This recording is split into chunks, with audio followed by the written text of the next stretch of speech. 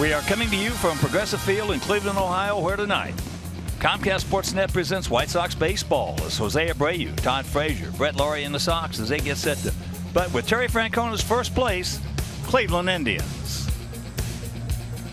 Hi, everybody, and welcome. I'm Ken Harrelson with Steve Stone as we get set to bring you Game 2 of this 3-game series and Game 2 of this 7-game road trip. We'll have one more here tomorrow and then finish it off with 4 at Fenway Park against the Red Sox. So if you missed the opener last night, what new with Jose Quintana? He pitched well, 7 2/3, giving up just 2 runs. We tied it for him in the 9th, so he got off the hook, and then they won it on a Carlos Santana homer in the bottom of the 9th. But with that, as I mentioned, Cleveland in first place in a very jammed up Central.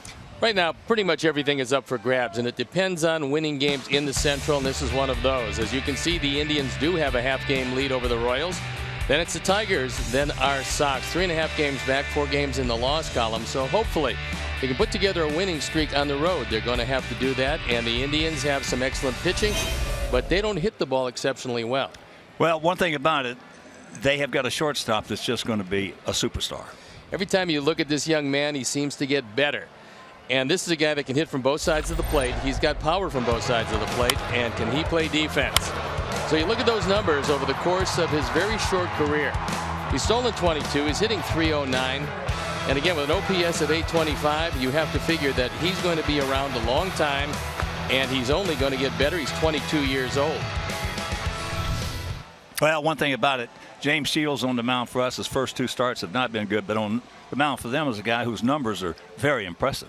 Danny Salazar can really pitch. He throws the ball hard. He's got a good curveball. And there you look at James Shields. Look, it's 2 starts he would just as soon forget. I know he worked with Don Cooper. Don Cooper trying to change a few things. One of them is getting ahead. As far as the career of Danny Salazar against our Sox, pretty good at 4-2. This is a guy that throws awfully hard. 56 strikeouts. And as you can see, that's in just 35 2/3. So we got a real good fastball pitcher, a very young pitcher against a crafty veteran. And hopefully James Shields can throw the ball as well as he threw it early in the season, not the last 2 times out. All right, Game 2 of this 3-game set. So sit back, relax, and strap it down. White Sox baseball coming your way.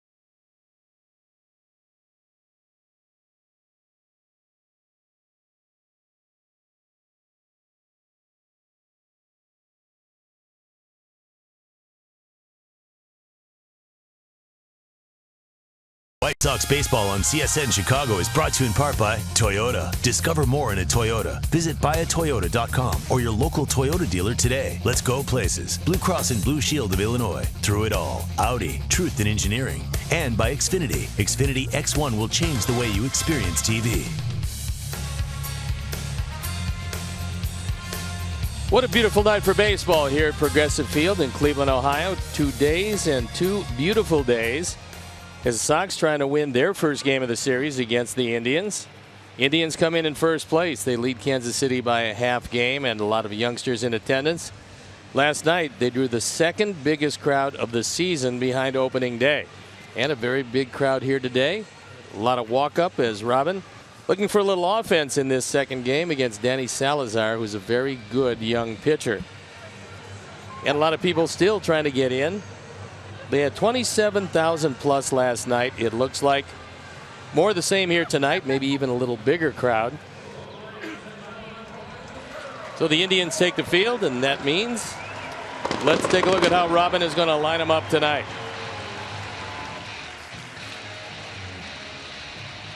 Tim Anderson leading off, and it's Adam Eaton in the 2 spot with Jose Abreu, who's done a good job against young Danny Salazar. Then it's Melky Cabrera, Todd Frazier, Deanna Navarro, Brett Lawrie, Abisail Garcia, and J.B. Shuck in center field and hitting 9. This is how Terry Francona lines up their defense. Jose Ramirez in left. Getting a look at young Tyler Naquin in center field, and then Lottie Chisenhall in right. Then it's Juan Uribe back in the lineup. Francisco Lindor, Jason Kipnis, and Carlos Santana. Yan Gomes also back in the lineup behind the plate, and our Lexus pursuing perfection starting pitcher is Danny Salazar, the hard-throwing right-hander, on for his 13th start. He's 7-3. A very small 2.19 ERA with 89 strikeouts in 74 innings.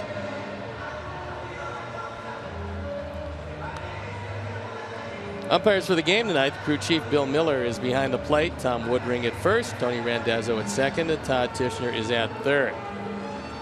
That defense is the Cricket Wireless defense, and Cleveland has a pretty good one. Especially inner defense. Lindor is just outstanding. You know all about Juan Uribe at third. He's got one of the better arms around. And so on this gorgeous night, they're throwing the ball around the infield, which means we're ready to play baseball, and that means ready to turn it over to my play-by-play partner, Ken Harrelson. All right, Steve, thank you. And once again, good evening, everyone, and welcome to White Sox baseball right here on Comcast Sports Net, second of this 3-game set. So happy you could join us on yet another lovely day and a lovely evening here in a city that doesn't have a whole bunch of them. Well, they can celebrate these. Oh, yeah, and they do. All right, before we show you our picks to click, you at home select yours as here's Tim Anderson. 1 for 5 last night. First ball hunting. And that pitch at 95. And if you look at his numbers, Steve told you about Salazar. 181 opponents hitting. All those strikeouts. 89 and 74. 7-3 record with 2.19 ERA. That would indicate that he's had some bad luck, like our Jose Quintana. With those numbers, he could be, it looks like, 9-1 or 8-2 at the worst. Well, he can certainly be dominating. One of the reasons is he's got a split change. Uribe. All right, 1 out. And let's picks to click right now. DiMaggio, the crew. They went with Melky. Steve's going with Adam Eaton. Terry Hanley, Mike Williams, Eric Aldridge, Roger Clare. We're going to go with Todd Frazier. So here is Eaton. He was 1 for 4 last evening.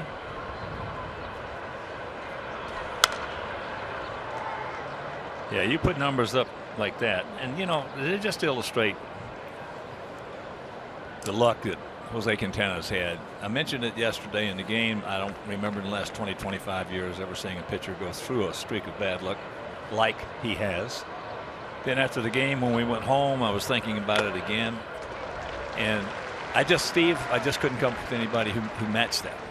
No, usually you see a guy will, as they say, wear it for a year, but never for 4 years. And no complaints, just goes out there, throws a good game each and every time out, and unfortunately something always happens. Well, in his last 7 starts, his run support has been a whole bunch of 5 runs. In his last 7 starts, he's only had 5 runs behind. That's the way you go from 5-1 to 5-7. That's right. And throwing the ball just about as well each and every time out. 5 runs in 7 starts. That's almost, well, it's one of those things that you had to see it to believe it.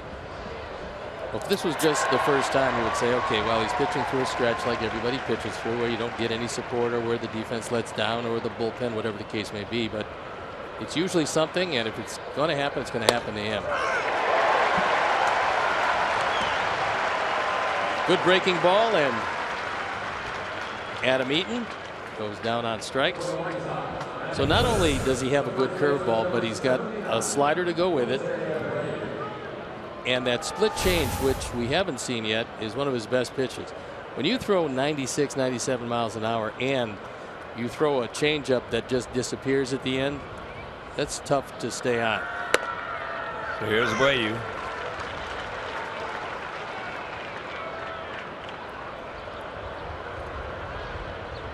Well, Trevor Bauer and the Cleveland pitchers had a wide plate last night. Our guys, Quintana, as you know, got squeezed if you saw that ball game. Get out of here. Nope. Good play right up against the fence. So that is a 1-2-3 inning, and after having it in play, it's our guys nothing, their guys coming to bat.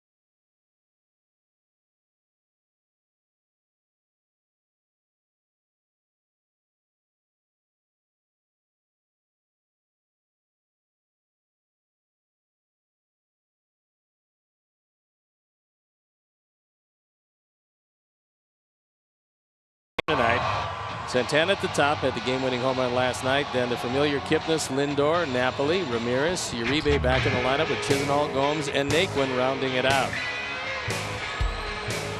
The quick cricket wireless defensive setup. It's Cabrera, Shuck, and Eaton in the outfield with Frazier, Anderson, Laurie, and Abreu in the infield. Deanna Navarro behind the plate. And our Lexus pursuing perfection starting pitcher is James Shields. For his 14th start overall, considering San Diego and our ball club. 2.8 ERA, just a bit below 5.5. Looking for a big outing tonight against a pretty good Indians team. So here's Santana. Hit a 0-2 pitch out of here last night. In the bottom of the ninth to win it. That was with 2 out. Alex Avila wanted a high fastball. Nate shook him off. Went to a low slider. And that was wheelhouse for Santana. Santana, a switch hitter with all of his power coming from the left side.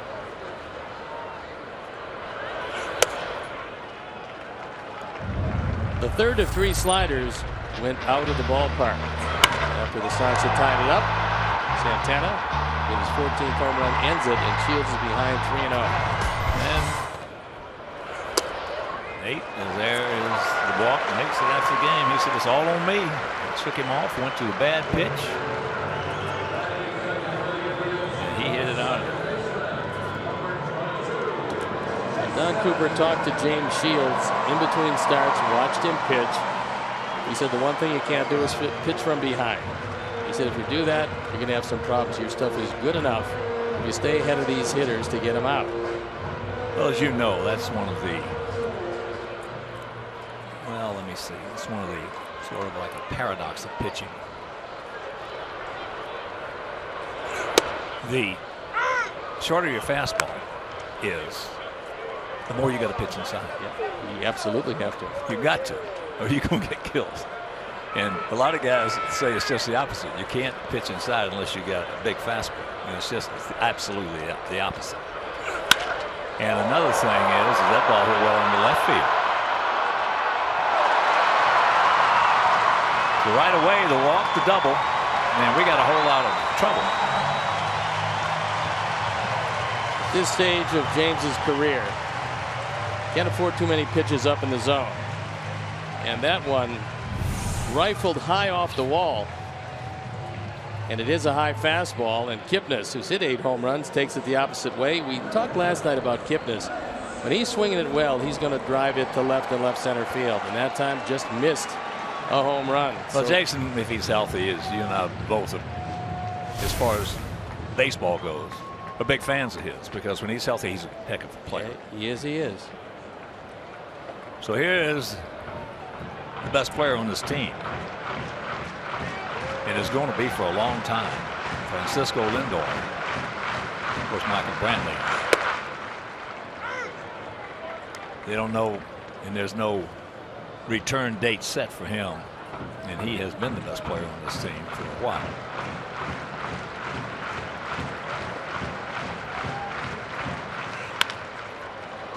That's going to get the job done. One in, and no, he's off the bag. But he still gets one in and one over. Lindor, even though he's very young, knows that regardless of what he does in that at bat, he's got to pull the ball. And this one had a good portion of the plate.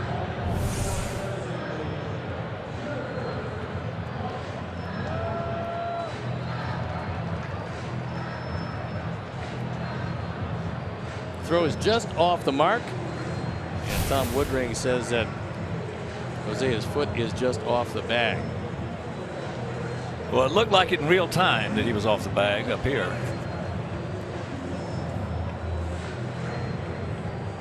They're taking a look at it down there to see if he might have kept the toe on.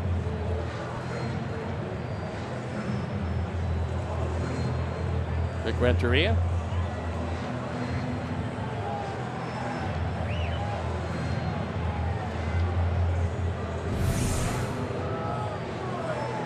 Robbins had good play. So one in, runners at the corner, still nobody out. I would imagine. That's got to be, in my opinion, a base hit from where he had to make the throw. Yeah, going to his left end. Yeah. He's on his knees on the grass. We'll see how they score it.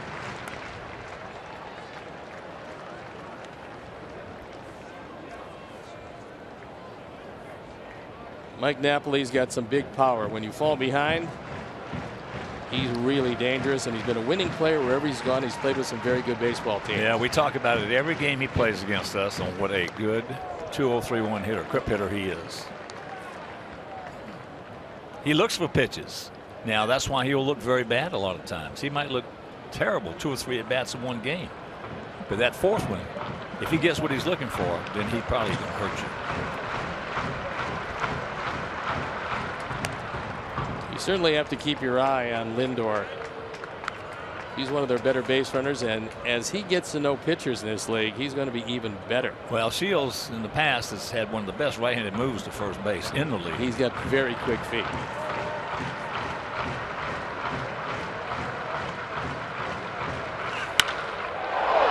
That ball hit high and deep.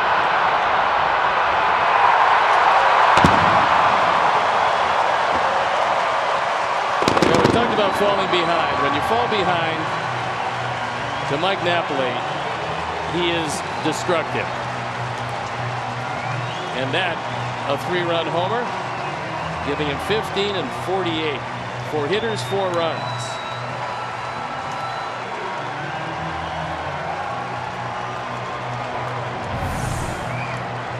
Ford home run replay. This looked like a cutter. It was about waist high, and Napoli, who makes a habit of finding his way to teams that are going to be in playoff contention, shows you exactly why there. Now, the worst thing that James can do right now is got to reach back and get more. You can't. You just have to make. It's not there. You can't. No, you can't fall behind. Well,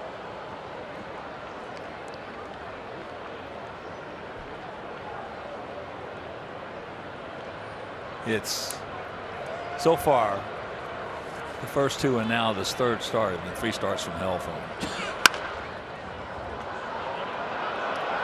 Timmy, yes, no, the ball comes out, and hopefully he's okay because he made a big effort for that. Had the ball briefly in this game. Unlike football, the ground can cause a fumble,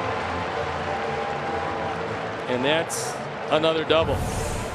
16 now for Ramirez. Well, that's a big effort, and unfortunately when he hits the ground, that one scoots away. All right, this is one of those games, Stoney.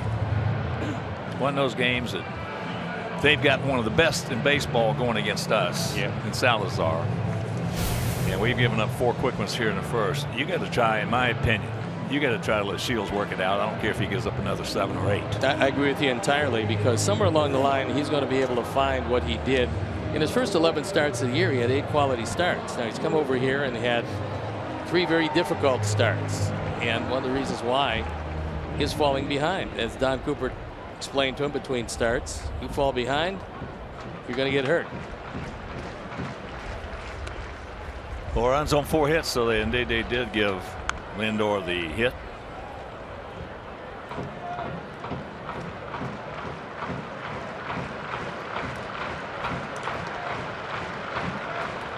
Uribe, old friend Juan Uribe.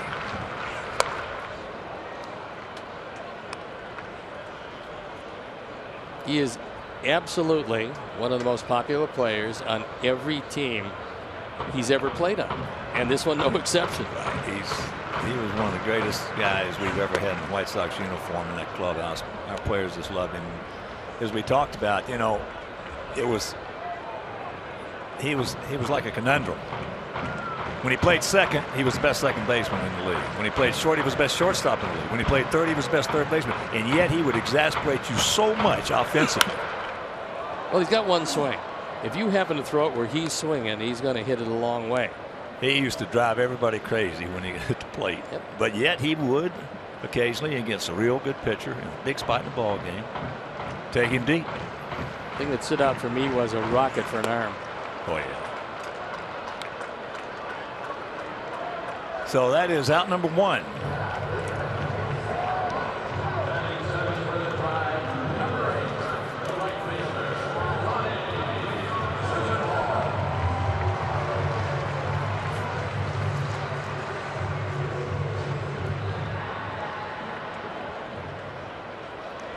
Chisenhall.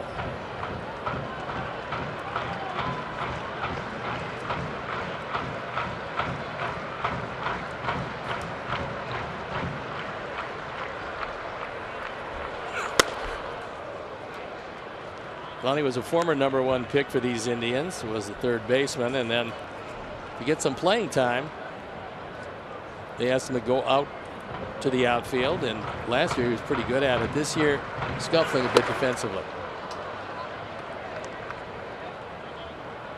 It's in 2008 when the Indians had their first round pick, the 29th overall, that they picked him 1. Well, he sure looked like he was going to be a good one. And last year, starting off the first 2 months, looked like he was going to come around. Maybe he'd figured it out. Then, poof. Yeah. Well, he went down to Columbus last year, but the year before, 2014, he hit .280. That's when it was 2 years ago. Yeah. Yeah, he looked like he had figured it out. That was in 142 games. Then last year, he hit .246. Spent some time at Columbus, where he hit .280 again before coming back.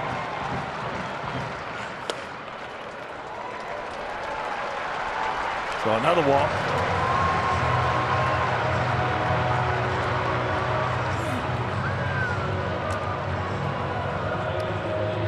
And if you're just tuning in, leadoff walk started this inning off to Santana.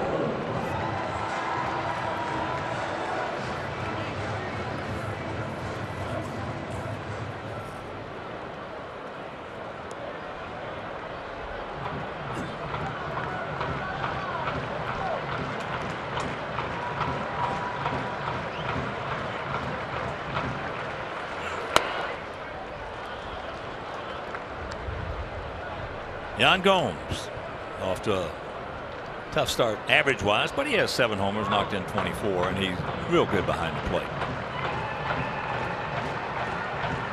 He and Uribe both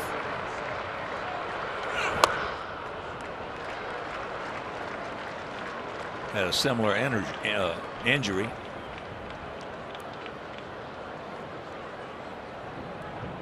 And Don Cooper making a call to the pen. The pen starting to scramble, and not anything you want to do here. No, not at all. Not when you got a guy that's been scuffling so bad, and you definitely don't want to wear out your bullpen. Because we got another one here tomorrow, and then 4 in Boston, and then we got Toronto when we get home. It's Matt Perk loosening up. Boston in itself can wear out your pen. So James Shields has to start getting ahead, and just remember how he used to do it when he was as effective as anybody around. Well, the thing I'm going to say now, we touched on it several times in the past couple of years, but it's something that goes unsaid because it doesn't sound good. It's more important today for managers to know when to eat a game than it's ever been because of the bullpens. It's a 6-inning game today, and if you take away 3 innings and you're going to have those bullpen guys up early in the 2nd, 3rd, 4th inning, you got a big problem coming up down the road. Well, after the day off last night, it was Quintana and Jones. Jones pitched a 1/3 of an inning, and Quintana was absolutely brilliant once again. So the bullpen is rested. You just don't want to decimate it today.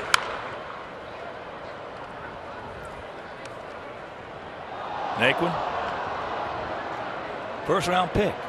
And we saw him in spring training. He looked pretty good. Well, he should be if he's a first-round pick. He's out of Texas A&M, and he was a 15th player picked. Didn't have a whole lot of power, but hit the ball well, and he's hit 4 home runs. That's lined into left field. And it's a 5-0 game. Naquin in the 2nd. And Chisenhall in the 3rd. One of the big problems with James Shields, and he's had a few of them, is left-hand hitters hitting .434 against him the past month. That is literally last in the league. 119 out of 119.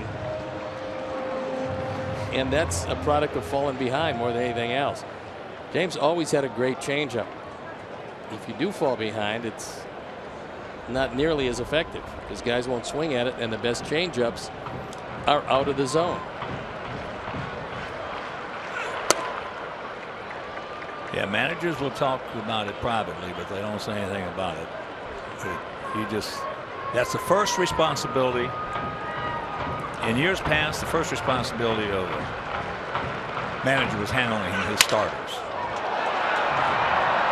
And that's caught by Timmy on a beautiful athletic leap and catch. But they come up with a 5 spot, and it's 5-0 Indians.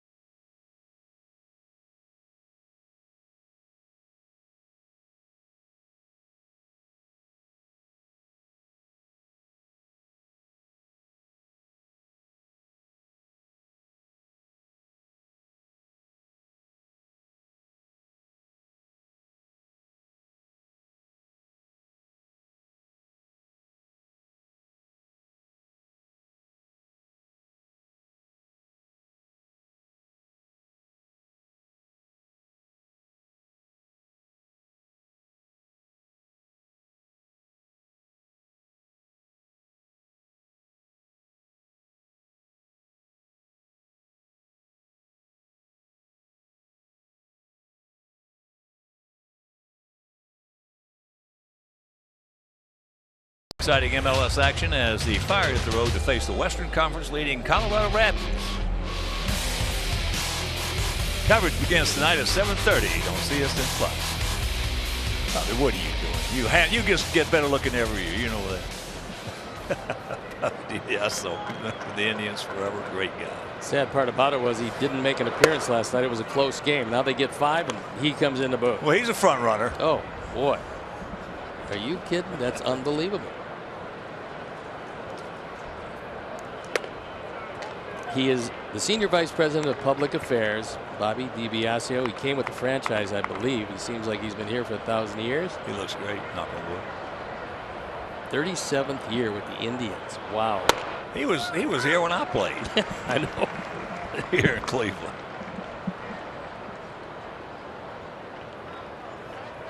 All right, boys, go for yourselves and let's try to pick up 1 or 2. Get back in it. Maybe this will be one of those games that one of the most talented pitchers in the league has trouble pitching from way ahead. There's nobody immune to a bad start.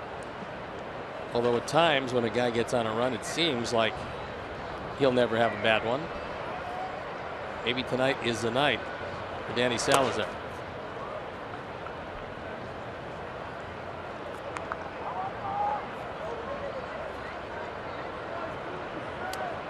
I remember a game that Don Drysdale and I were doing up in Fenway. Roger Clemens, as that's looped out into left field. Ramirez, and that's out number 1. But Roger Clemens was pitching great, and he started against us, and we had some problems. We brought up this young pitcher, big 6'5" right-hander who was a soft tosser, little sinker slider guy. Well, we scored in the first inning 6 runs off Roger. 7 runs off Roger, I think it was. And Drysdale said, "This might not be all bad, Hawk." He said, "Maybe Roger's on such a roll here, he can't pitch from in front." Roger never got out of the 3rd inning. Well, and we won that game.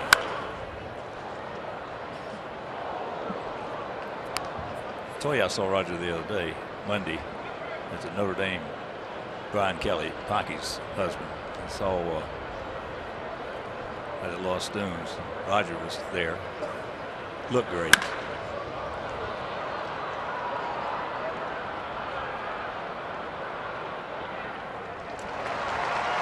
Two down. You can follow Dan Hayes, our White Sox insider, all season long on CSNChicago.com, presented by The Great Escape. Pools, patio furniture, hot tubs, and more. Escape your everyday. Shop The Great Escape. Todd Frazier just missed that one, getting under it, and still hit it to the track. So here is Navarro.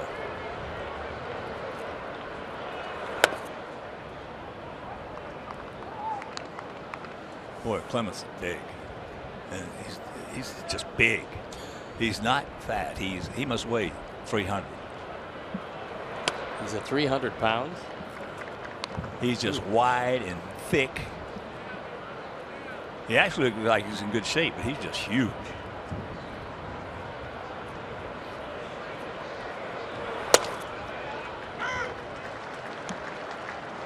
Yanner, 214, 3 homers. He's driven in 15.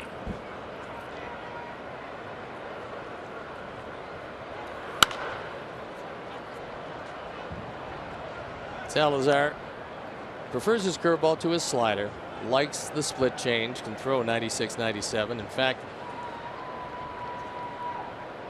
just one of his 28 strikeouts in the last month has been with the slider. Well, that previous pitch, the fastball, he just flipped it up there at 97. Yeah, I mean, well, at this age, with an arm like he has, you have a lot of elasticity, and that gives you the movement. The release. Yeah, there's a lot of 96s, 97s that are dead straight and not that difficult to handle. That release will take care of how that ball's hit hard. But a good play by Santana, and that is 6 up, 6 down.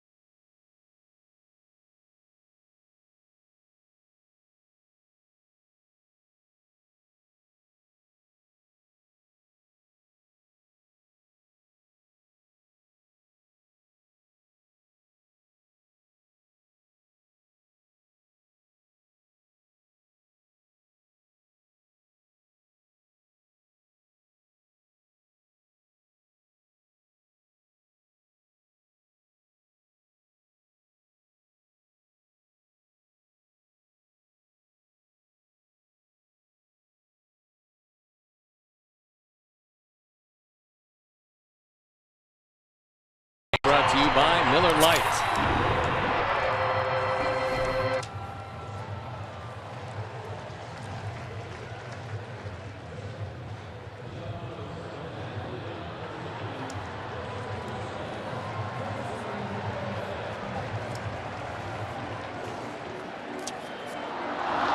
Usually with this kind of visibility very much favors the pitchers, but because of the configuration of the ballpark, both the pitcher and the hitter have a certain amount of shade and apparently not affecting the hitters that much.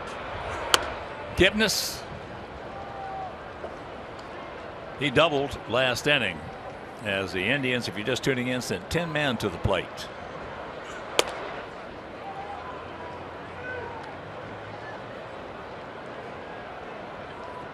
Outfield, for the most part, straight up, spread out, about equidistant. All right. You're our analyst. Yes. On Steve Shields. Analyze. In your opinion, well, in your experienced opinion. This is a guy that has had a whole lot of luck in his career, and he's always had control.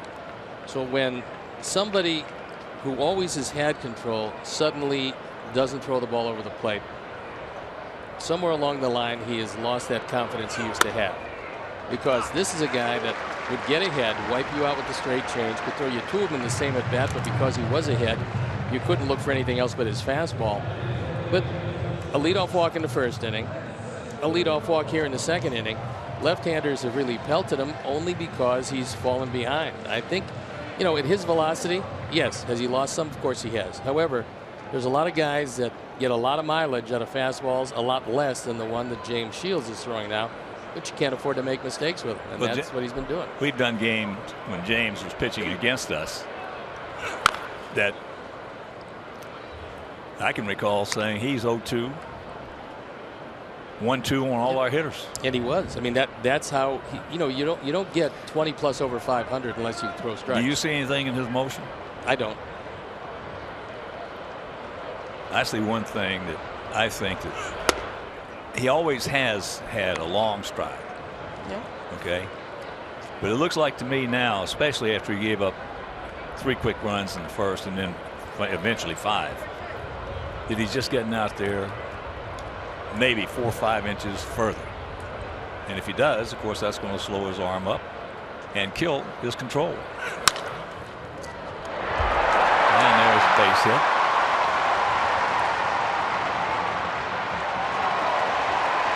So leadoff walk into third. Lindor on the second base hit.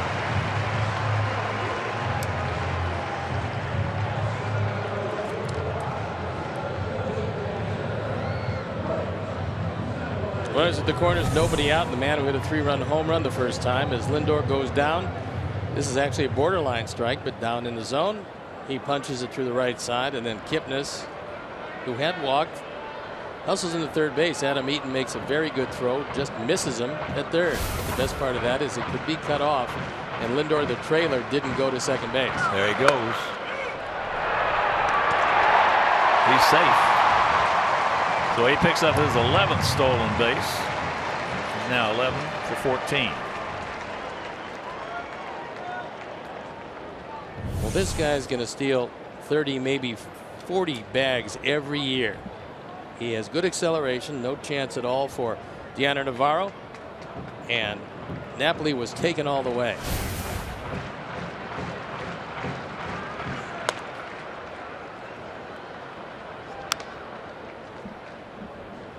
And there you're looking at one of the great broadcasters in sports, not just only baseball, Tom Hamilton.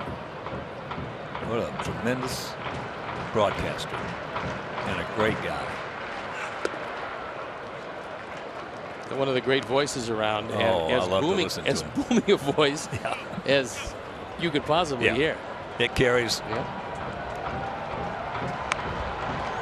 Yeah, of course, in the past when I was doing all that driving back and forth, I'd have an opportunity to listen to some games, you know, other games on my XM, so to speak. I always listen to him every time I had a chance. He makes them very exciting. He is a big fan of just the city of Cleveland. His sons both went to Kent State. One is now scouting for the Kansas City Royals. The other is still at Kent State. This is his 27th year with the Indians. Yes.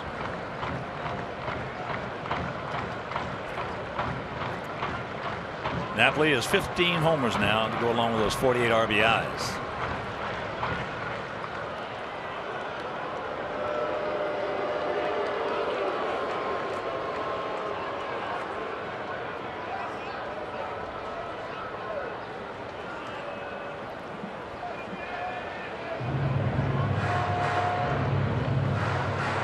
Tough decision if James Shields does not get some people out.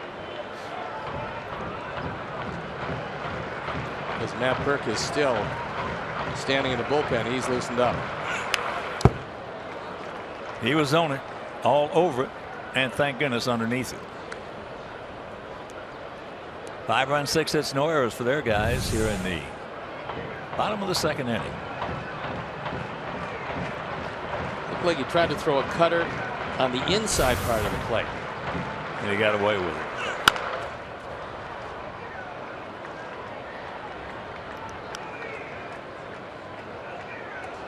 That changeup was down. Actually, a very good changeup because it's one of the few that started in the zone then dipped out. And there's look at Perk, who was throwing last inning.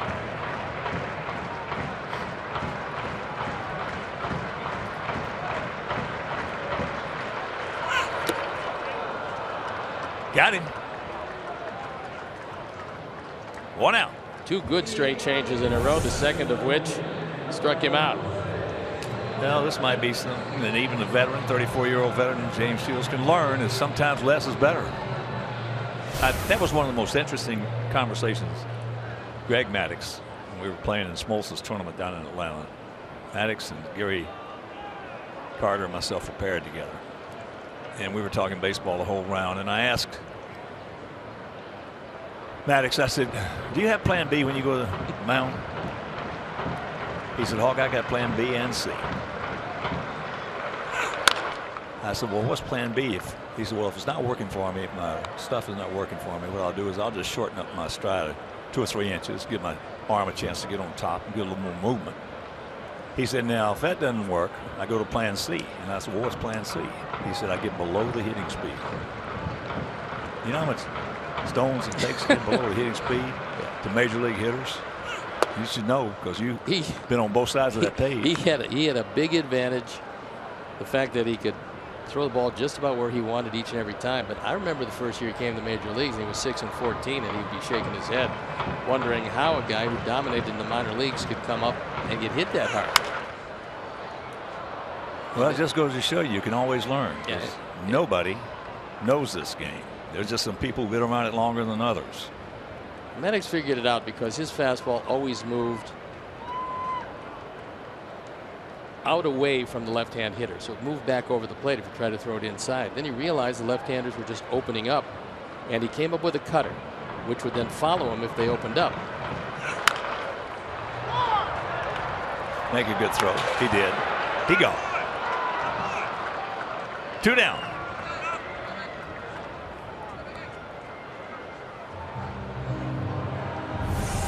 Yeah, but that's at that point that was the only time I'd ever heard of a pitcher in all the hours and hundreds of hours of conversation I've had with him. Because I actually thought hitters could learn as much, if not more, about hitting talking to pitchers than they could talking to hitting coaches. Sure, you want to know how a guy's going to try to get you out. Exactly. And what he's going to do in certain situations. Now Terry's going to say, was he blocking the plate without the ball?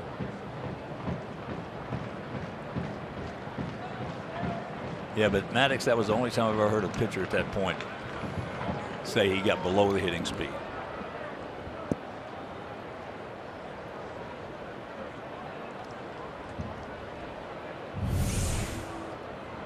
Taking a look at it.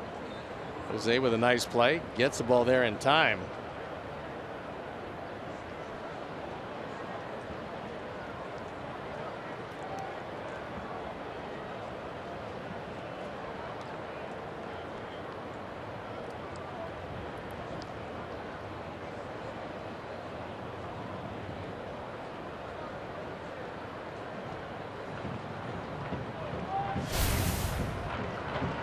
Uribe struck out his first trip.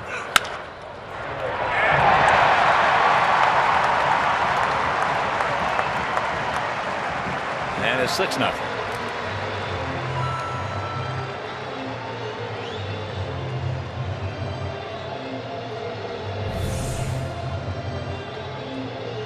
Goes as a base hit. RBI number 14.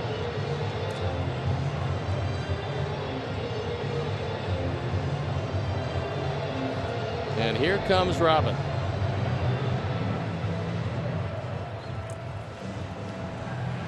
And that's going to be it for James Shields. So as he walks out, we'll step out and be back after these messages.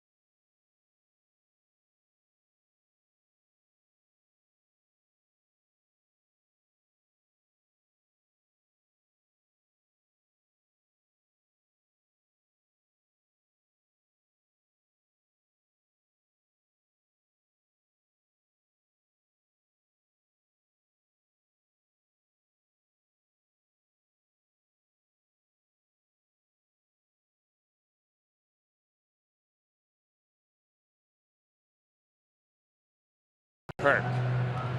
He's going to inherit a couple of Indians on for the 8th time. The ERA just under 5. 12 2/3 innings, and he most likely is going to be around a while in this one. Sox trail by 6.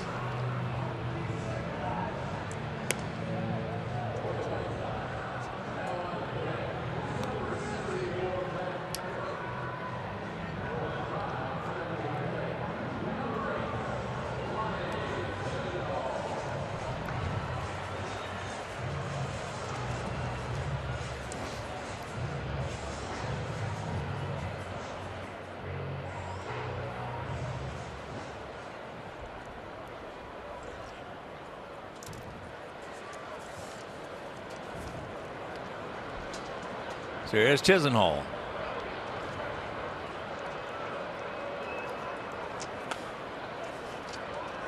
And he walked last inning.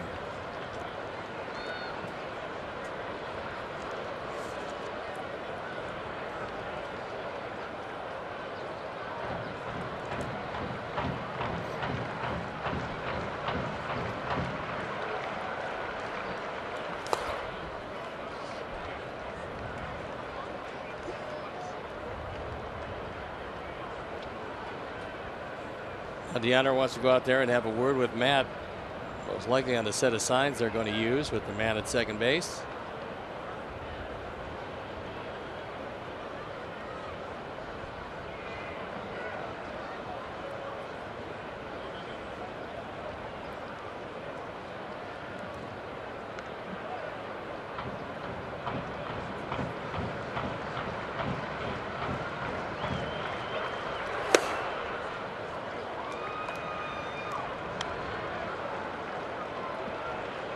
This is normally where the lefty-lefty advantage evens out, because you're sitting there at 2-0, and well, 3-0 now. You're just knowing he's got to throw a strike, and then it's going to be a fastball.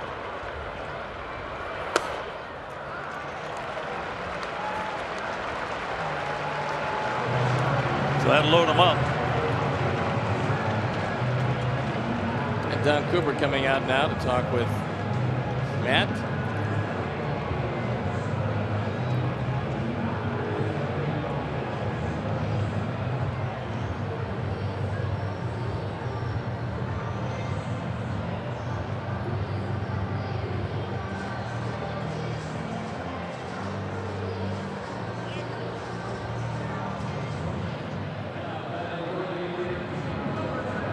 And here's Yan Gomes. He went out to center field. 6-0 bad guys here in the bottom of the second if you're just joining us.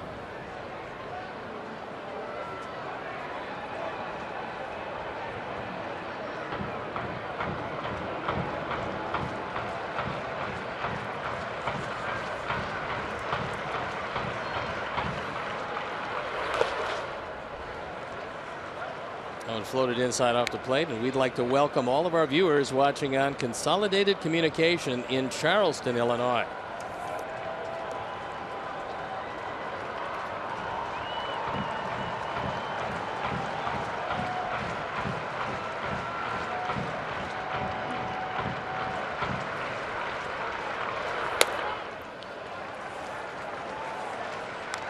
Two and 0. Boy, blue plate special for a hitter. Especially a struggling hitter. Yeah. As Yan Gomes is. Bases loaded. 2 and 0.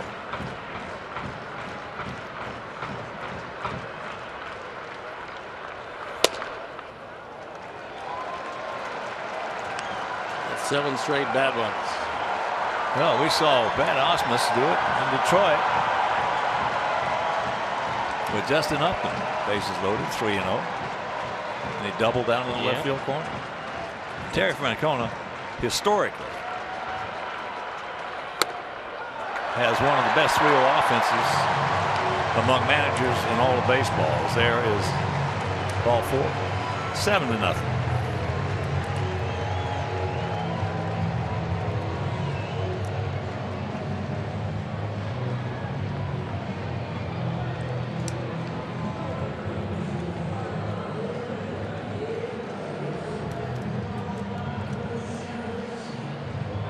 So here's Naquin. Single to the run last inning.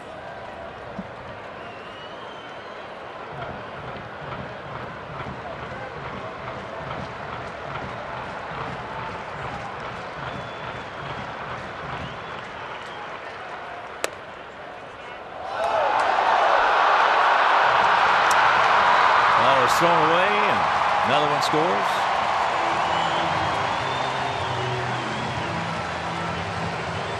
8-0.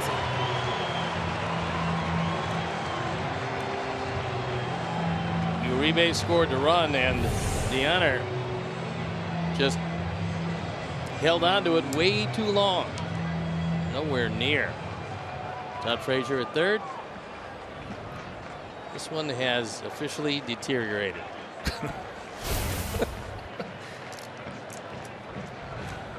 You're a master of the spin. Yes, overwhelming possessor of the obvious.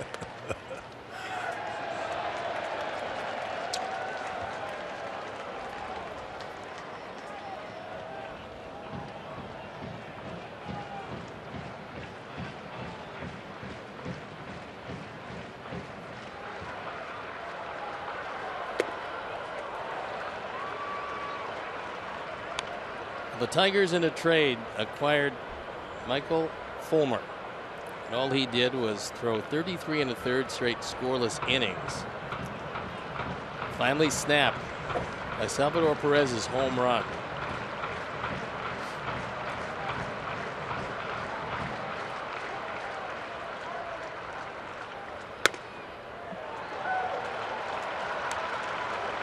But Jennings continues to throw as Burke falls behind. Well, let's try to figure this thing out. We could give Shuck another inning. He's probably loosening up right now. It's a warm enough day.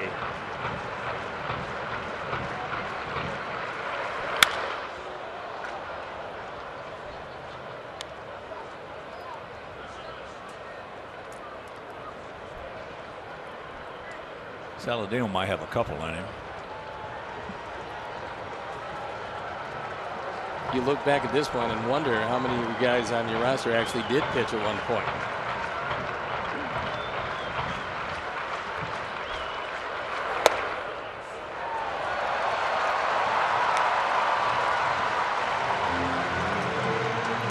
Third walk of the inning for Perk. That one takes that last run, which would have been an unearned run, makes it an earned run. Robin just wondering when he's going to get out of this.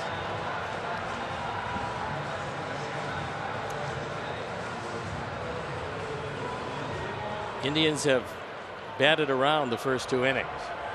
That's most of the time. That's not a good sign. It's usually an ominous sign, I would think.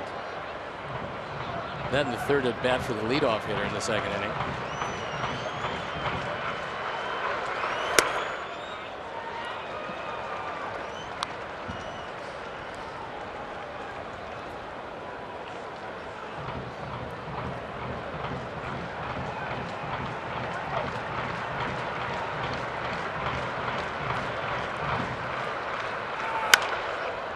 High pop up, and it's playable. But they put another crooked number up on the board, and it is 8-0.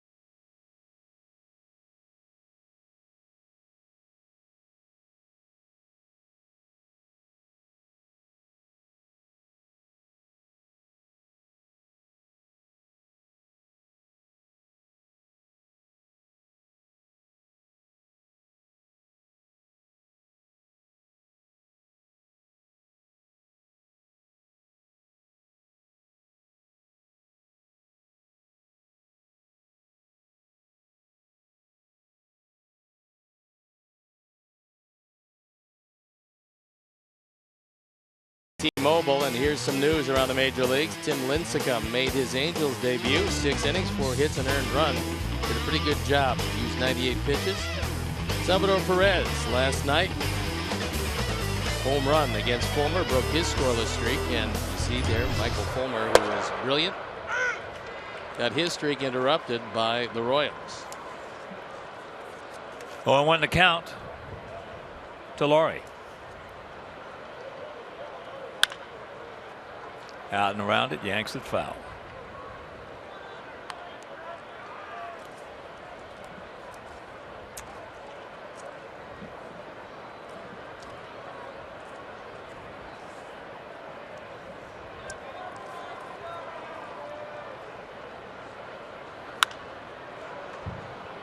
That's a can of corn.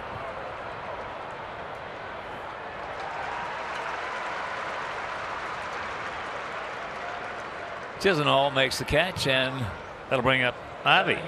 Ivy with a big base hit last night. Big run scoring double on the top of the 9th inning to tie the game at 2. He was 2 for 4.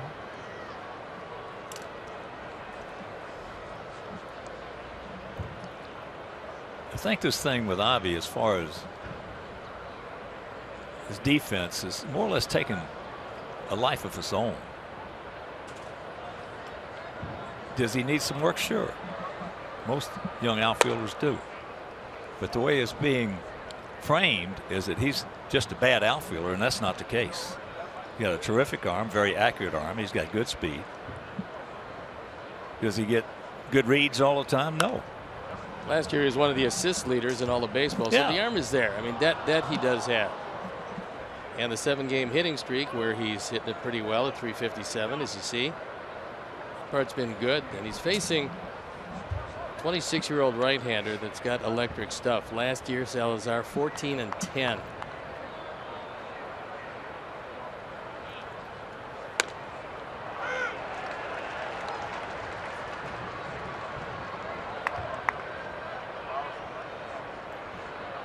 Well, the umpiring last night was certainly a topic of discussion down in the clubhouse. As well it should have been.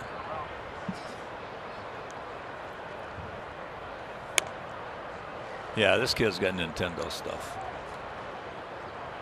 He's been around with the Indians a long time. They signed him very young, back in 2006.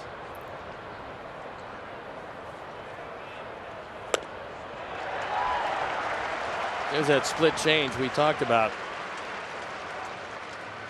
And there's 8 to 9 miles an hour variance between that and the fastball. When you've got that, you can get it over the plate and you get ahead. It's literally unhittable.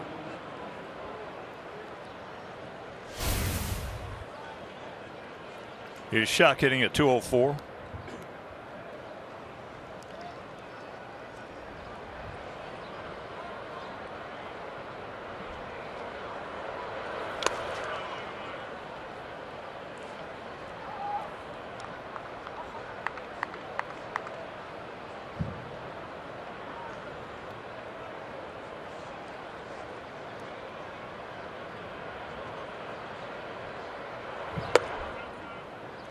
One thing the Indians would like to monitor is the amount of innings that Salazar is going to throw, because he's one of their top guys. And if they do get in the playoffs, they want as healthy and as strong a Danny Salazar as they can. Last year, a career high at 185 innings. Because he's not huge, he's 6 feet tall, maybe pushing that, weighing under 200 pounds. First thing you worry about is durability, but he didn't show any problems last year.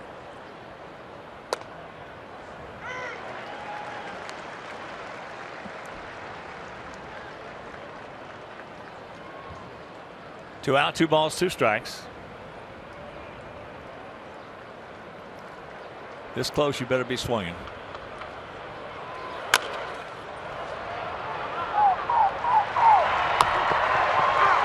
They get him. 9 up, 9 down for Salazar.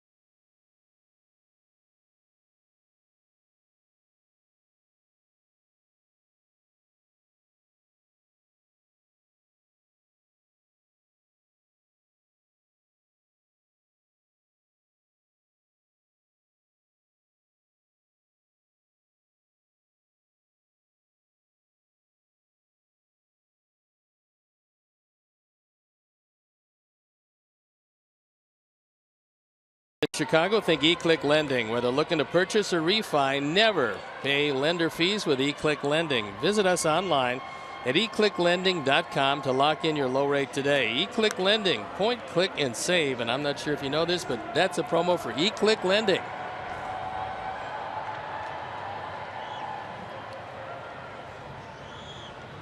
There's some Sox fans. Always a lot of Sox fans here in Cleveland. Talked to 3 people before the game who made the ride down.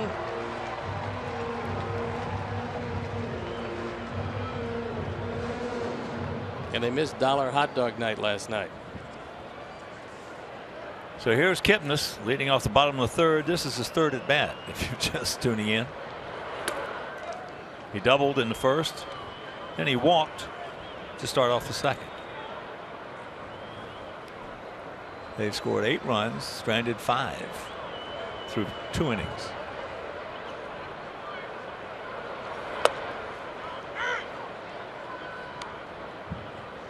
Well, you take it.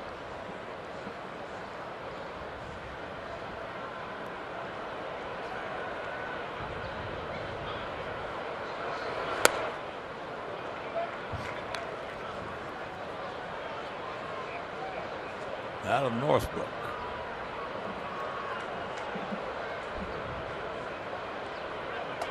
Jason Kipnis.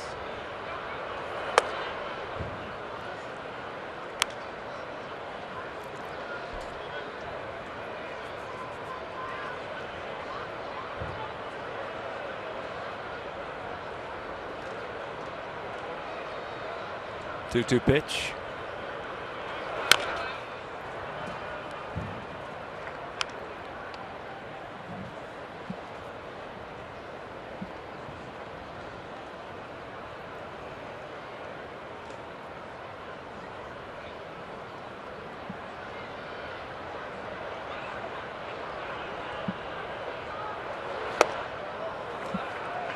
One out.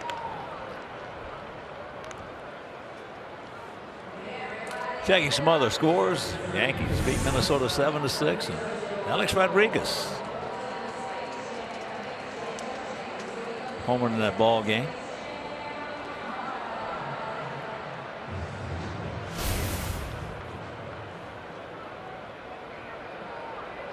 Yankees were trailing, and they came back and scored 7 runs, 2 in the 7th, 2 in the 8th, and 3 in the 9th to win it.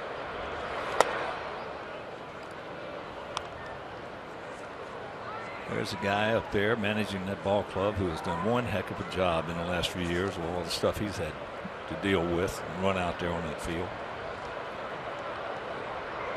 But he does have a formidable brace of relievers. I would say when they decide to put 1 or 2 of them up on the market, you're going to see a feeding frenzy. You're going to see a lot of people going after them with prospects. Maybe a little cash. So Lindor picks up his 3rd hit.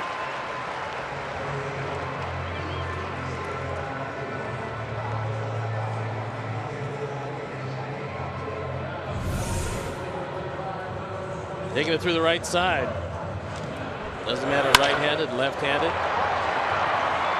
Francisco Lindor is a very good ball player and only going to get better. 22 years old.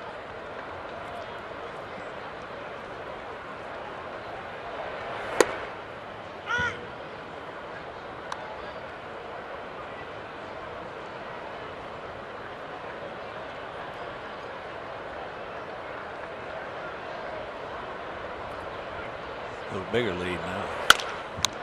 Take your time. Okay. Rack them up. And that'll retire the side.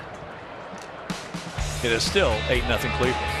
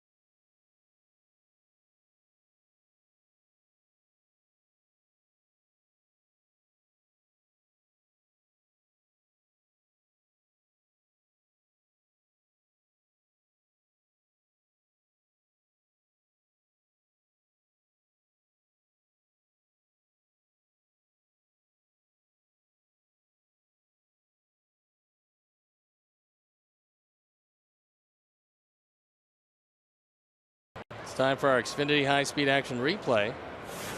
And there it is. Right back at Burt. Laurie, the 2 and out of the inning. We have yet to have a base runner.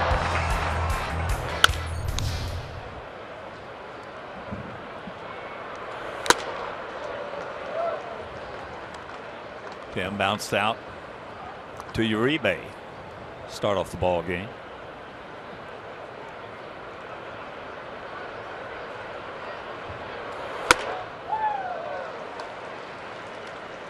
That one at 97.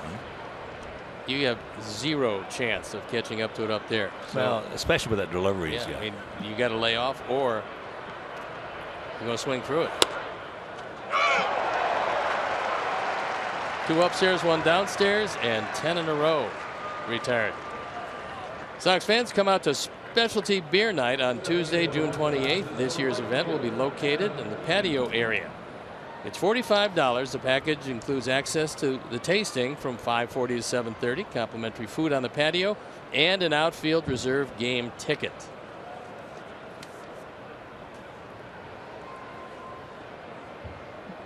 Here's Adam. He was called out on what he thought was a high pitch in the first inning. Been a huge strike zone for our guys.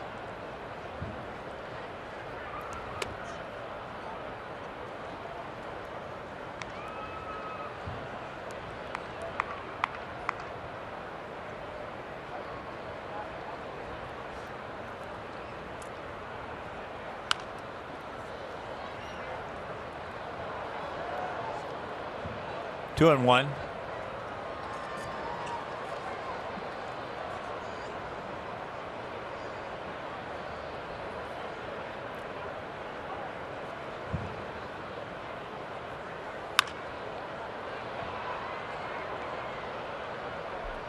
And that will even the count at 2-2. Fellas are getting a lot of mileage out of those fastballs that are just up and barely out of the zone. Well, he's been calling them on some of our guys. So you might as well at least give yourself a chance.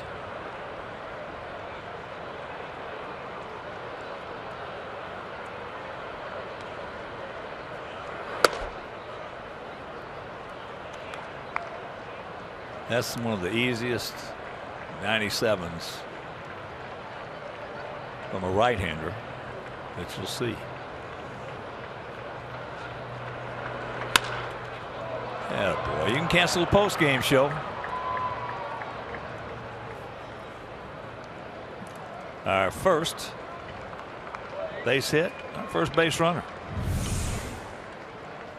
Take another look as this one low and in. Inside out swing, and that puts an end to the streak. That's only the 48th hit he's given up in 78 innings. Remarkable stuff. Absolutely remarkable.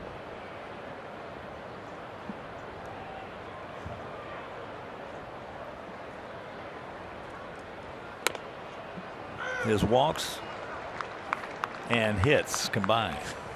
His whip is 78 innings, 78 hits and walks. Well, the whip is 1. And you're going to win some games with a whip at 1. That's reading his 7-0 record is misleading. Yeah.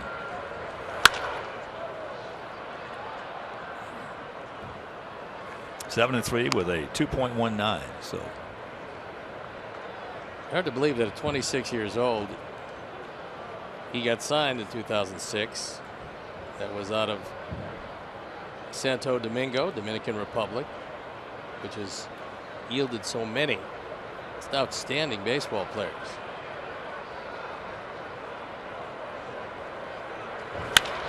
And there's a shot base hit. Attaboy, Jose. So Adam will make the turn on that double by Abreu. And now he rounds third, pulls up, bends over like something's wrong.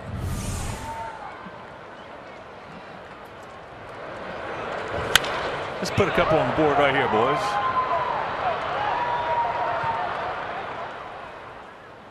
13th two-bagger for Abreu.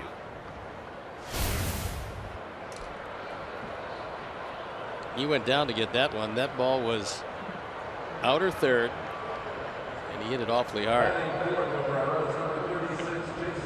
So Jason Coates coming on to pinch hit for Melky. Come on, Jason. You don't want to be looking for a breaking ball.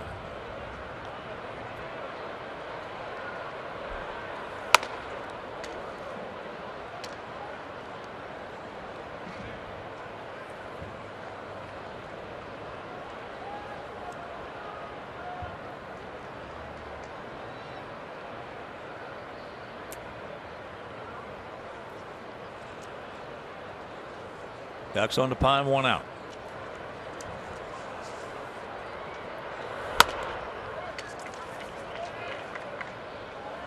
And the count 2-0 with Frazier on deck. Salazar has not been in too much trouble, but when he does get in some trouble, it's because he's just not getting it in the strike zone quite as much as he or Mickey Callaway, his pitching coach, would like.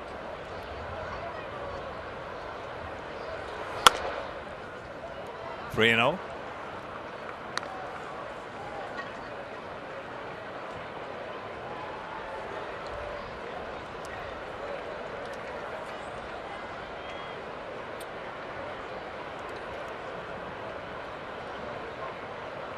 Don't even think about helping him out. There's one. And by that I mean go ahead and take 2. You got Frazier on deck, then one swing at the back and turn this ball game around.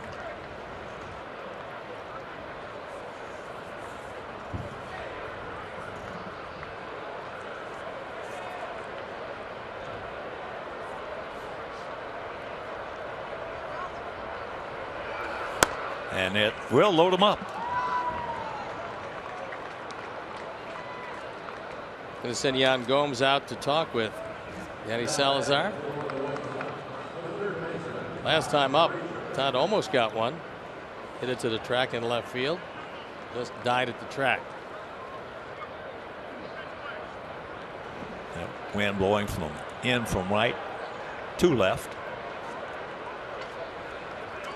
Look at Terry Francona, one of the league's best. Won a couple of World Series.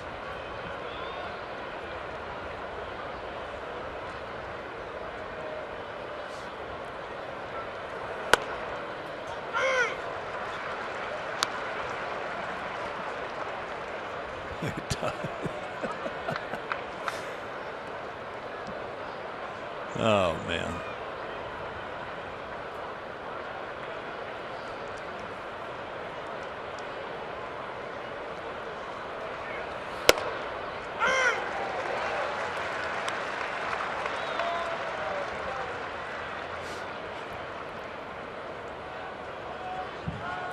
Chance to eat into that lead.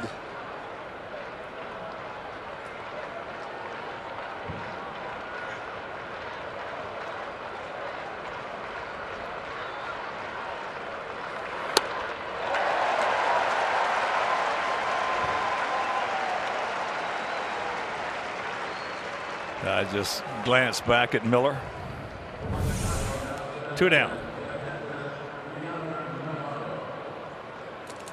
If he called the first one, he has to swing at that one. That's what happens. And you get a guy who's got a strike zone that big against your guys.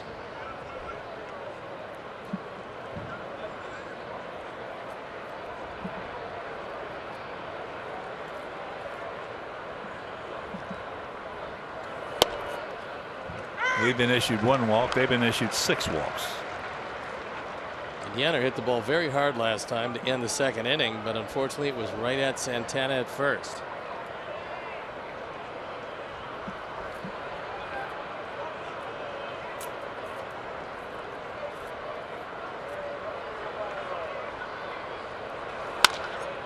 That's it softly.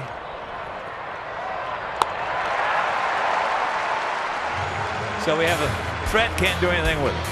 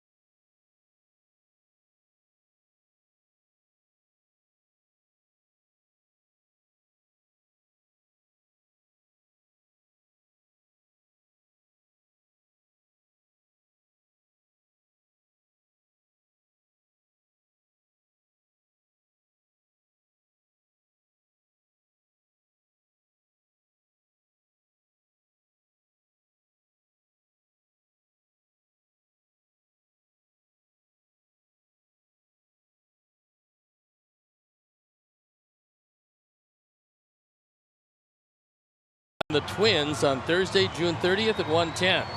First 10,000 fans will receive a free Adam Eaton t-shirt presented by the Village of Bedford Park. Bring your business home to Bedford Park and win big.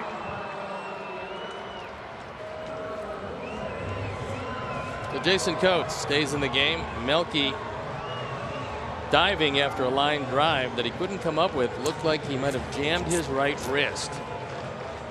So he exits the ball game. Something that this ball club cannot absorb, an injury to Melky, who's been very consistent this year.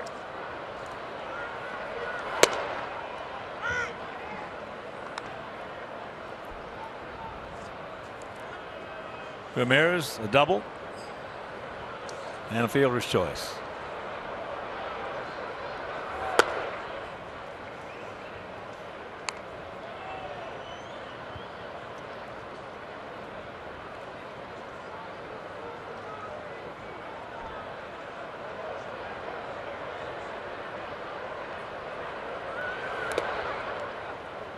Sox have announced that they've come to terms with 26 of their 41 draft picks. And that includes signing 9 of their top 10 picks.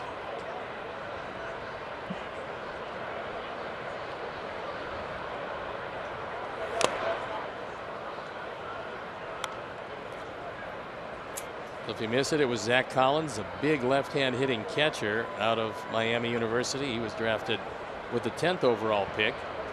And then Zach Birdie, drafted with the 26th pick. He's out of Louisville. Well, 8-0 lead. Now he's going to open it up for them. One out. Top of the zone is DeHonor. Brings it down somewhat. Give Bill Miller a better look.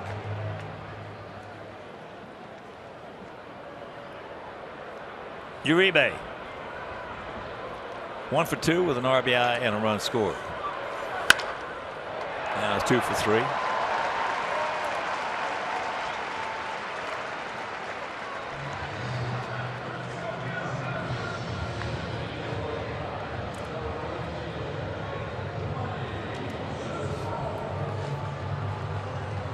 Bottom 3 in the order have done a lot of walking.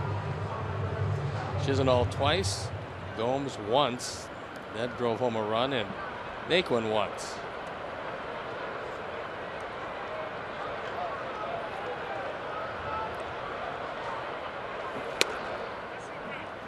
Oh, 1 to count to the 27-year-old former third baseman.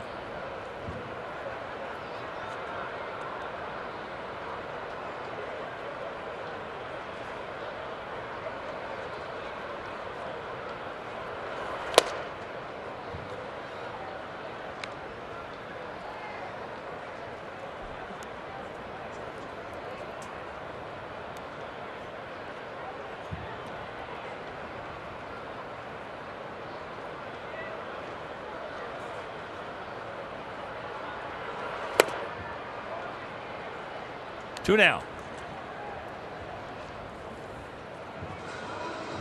Sox fans, on Monday, July 25th at 7:10, Chicago White Sox take on the Chicago Cubs, presented by United Airlines. United, proud to fly the Chicago White Sox. Mark Seiple, Sparky, and all the gang.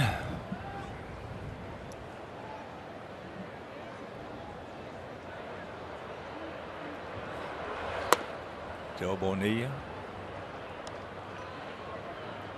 Jackie Cruz and crew, and of course all the people at Atlantic Aviation. Bernard Young and his crew do a wonderful, wonderful job.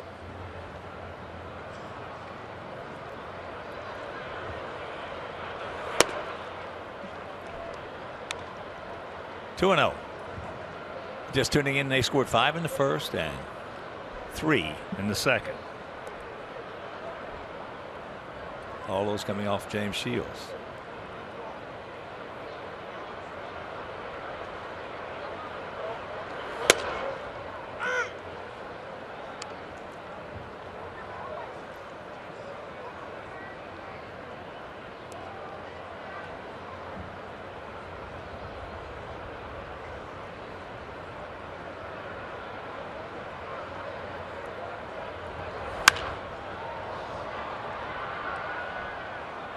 And that's going to be a souvenir. Well back into the seats.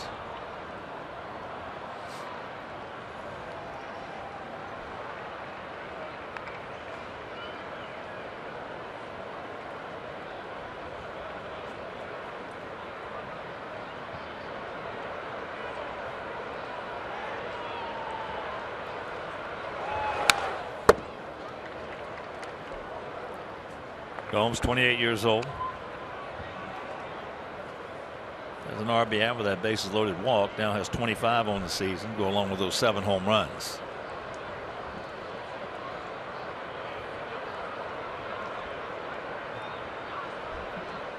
Well, Jeff Bannister's got those Rangers playing some baseball.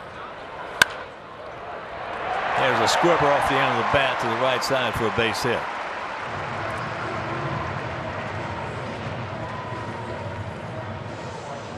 So 2 on, 2 out. That'll bring it Naquin, the center fielder. Texas beats St. Louis 4-3. Rangers now 44-25. Seattle was hanging right there, but now with their big boy out, King Felix, out for an extended period of time. Seattle came in today 6.5 back, despite winning 2 in a row. Yeah, they're now 36-32. Yeah. Texas keeps on rolling. And that's with one of their number ones, Hugh Darvish, having to go back on the disabled list after just 3 starts after coming off the disabled list. So things working very well. And Bannister got a shot, and you have to admire that. He spent a great deal of time in the Pittsburgh organization looking for an opportunity, never getting it with the Pirates, but learning from Clint Hurdle. I know you really like Clint, think he's one of the better managers around, and Jeff Bannister just idolized Clint. Yeah, Clint's in the upper echelon and has been for a long time, even when he was out at Colorado. Had a long talk with Jeff when we were down in Texas after the game, and there's the shot, base hit. That's going to split them. And it's going to score a pair. And there's now 10-0. And now the ball gets away.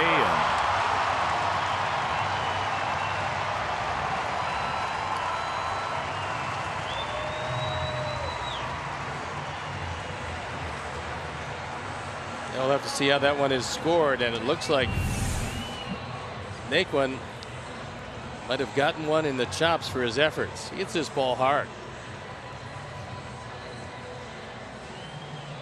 Gets away from, well, gets away from both of them. Yeah, I mean, gets away from Coates first, then Adam can't pick it up. And they're taking a look at Naquin at third base.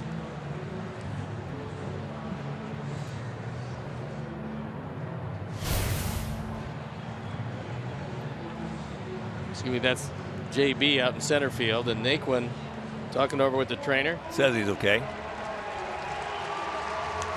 When you're only playing part-time, you're okay. And if you're playing regularly, oh wow, that hurts, Skip. Naquin getting an opportunity after having the spring he did. Yeah. You have to pull him out of there with a backhoe. High right side. Adam now in foul ground makes the catch, but they put 2 more and they lead it 10-0.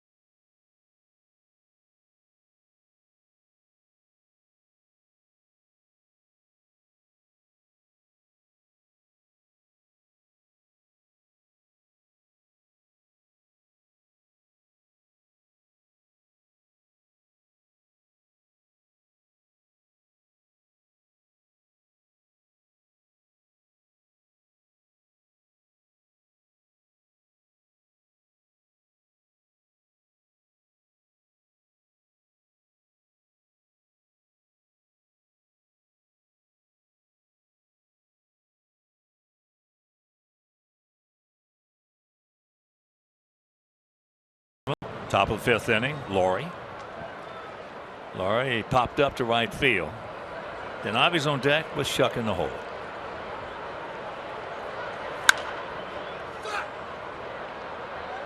Brett is all over it, just underneath it. And what a play. As Uribe went down there, he was kind of circling the wagons, and Lindor went over to make the catch, which this is a shortstop's play. This is not an easy play anyway, but almost impossible for Uribe. And Francisco Lindor comes over and says, what? Well, he had Uribe in his right eye and the ball in his left eye. Get out of here. Don't run over me. I'm just at the start of my career. You don't want to collide with Juan Uribe. No. He's hard as a rock. So here's Avi. Takes ball 1.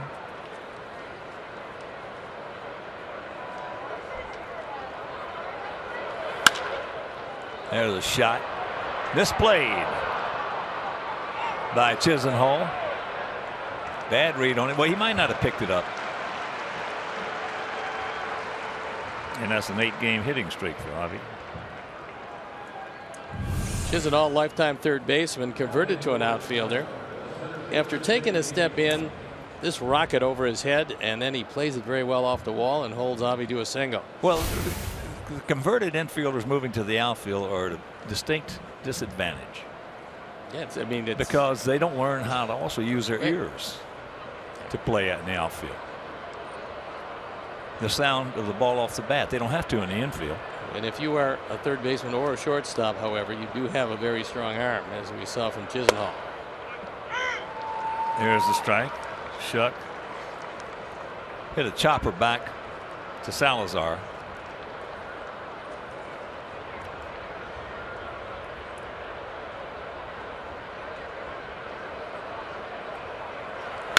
I told you that story, Steve, about Willie Mays playing golf with Willie out at La Costa.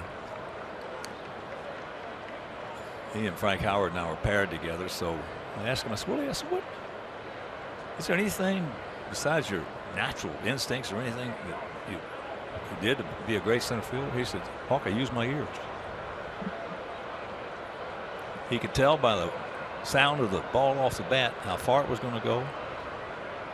He didn't get fooled and make bad reads.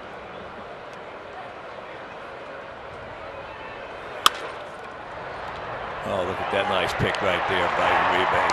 Can't get him first, but there was a real good play by Juan. 2 down. This took a bad hop, and Uribe was able to stay right with it. The ball came from the grass to the dirt, took a high hop with a lot of overspin, and they can't turn 2, but they do cut down the lead runner. Well, I know, having had Willie as my center fielder, he didn't dive for balls. I never saw him dive for a ball. He didn't have to because he caught them all. Yeah.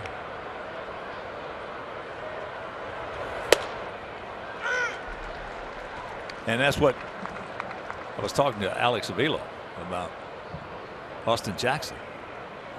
He said the same thing about Austin. He said, Hawk, you'll never see him dive for a ball because he always gets it. Austin, buddy, we miss you. Well, as well as he was playing, as well as he was hitting, a whole bunch. They were teammates. The man you're looking at, Alex Avila, teammates with Austin Jackson in Detroit after Jackson was traded from the Yankees for Curtis Granderson. Well, it turned out to be a good deal for both teams. We all knew that Austin, since he came in to the major leagues with the Yankees, we all knew he was an outstanding center fielder. Then we saw him play every day in Detroit. We knew he was better than an outstanding center fielder. And then watching him play every day with us, we knew how great a center fielder he is. He was a huge part of that 23-10 start. Well, he allowed Adam Eaton to move to right field, where he played a Gold Glove caliber right field. Yeah, and it's that old saying, just because you're an outstanding right fielder don't mean you're a good center fielder. But now Austin controlled the outfield, and nothing hit the ground out there in April.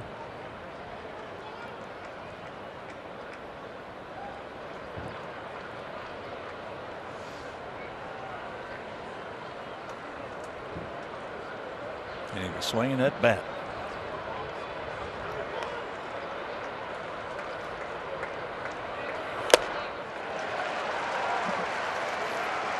So he gets Timmy for the second time. He's 0 for 3.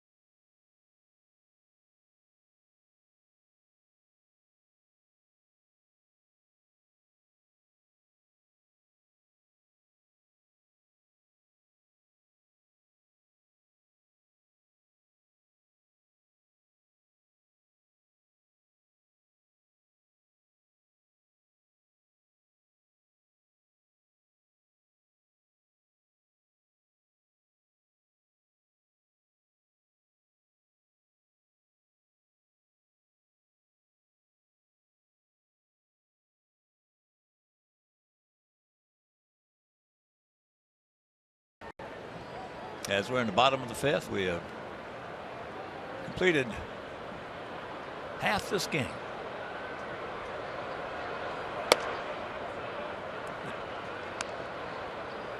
Kipnis. Some lanyards being made by those young Indians fans. 2-0.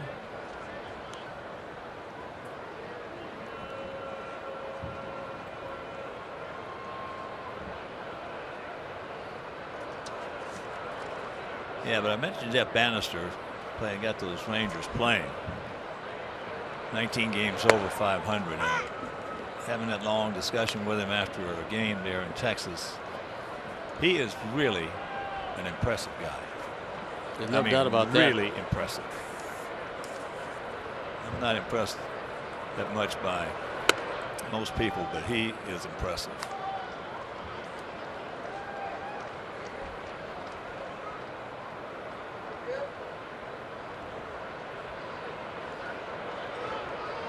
Three and one.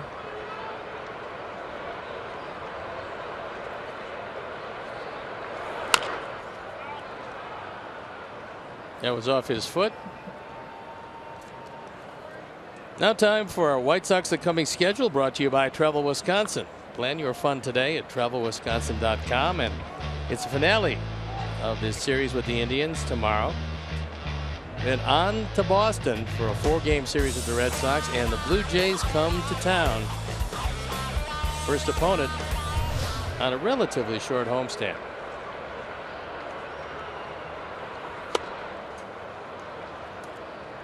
Here you go. On out.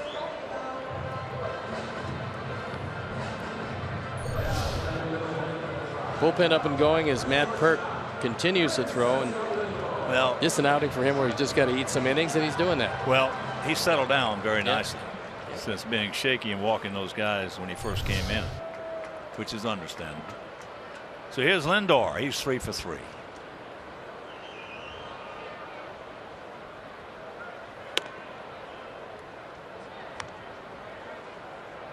Don Cooper wants to know if Matt Albers is ready to go. And you would think he certainly would be at this point.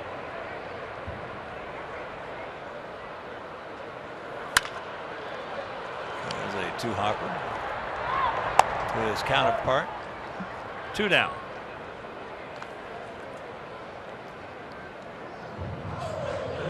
Yeah, Lindor, you know, not in the category of Bryce Harper or Mike Trout because strictly of the power, you know, of those two guys. But this guy is going to be just a tick below that kind of stardom. Well, those guys, I mean, you're talking about once in a lifetime players.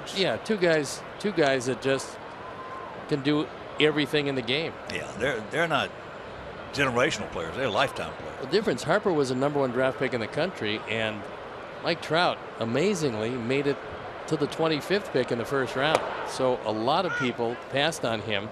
The Angels that year had both the 24th and the 25th pick. So they knew they were going to take him with one of those, and it turned out to be the 25th pick. A lot of teams probably wish they could have a redo in that draft. Well, a lot of scenarios like that. Oh, I mean, look, it's not an exact science, and you never really know. You take a look at a guy, you look at him when he's, for a high school player, 17 years old. For a college player, 21 years old. You really never know how he's going to develop in your system. Well, Gene Lamont was picked before Johnny Bench. Well, Gene made it to the major leagues, but Johnny made it to the Hall of Fame. You know, Johnny was a second-round pick of Cincinnati that year. Their first-round pick. Johnny Bench, the greatest catcher I ever saw. That first-round pick was Bernie Carbo. They thought Bernie Carbo was going to be a better player than Johnny Bench. Yeah, Johnny Bench, the greatest catcher I ever saw. Now Yogi, you got to put him up there, 3-time MVP. But I only played against Yogi, I think, his last year, maybe his last 2 years, but certainly his last year. That was one of the greatest thrills I ever had in my life, was playing in Yankee Stadium with Whitey Ford pitching and Yogi Berra catching. That was, for, you know, 21-year-old, that was an awesome feeling. Struck him out. So Napoli is gone. Good inning, good outing right now for Matt Hurt.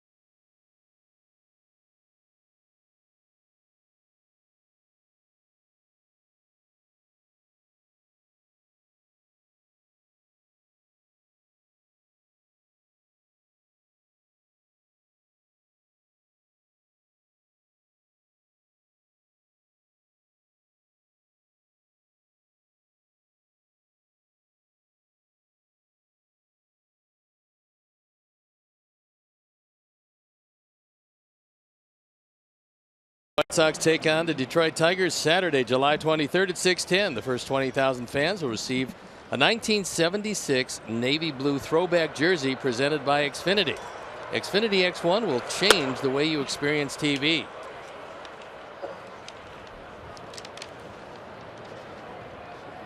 Adam Eaton, Jose Abreu, the first two.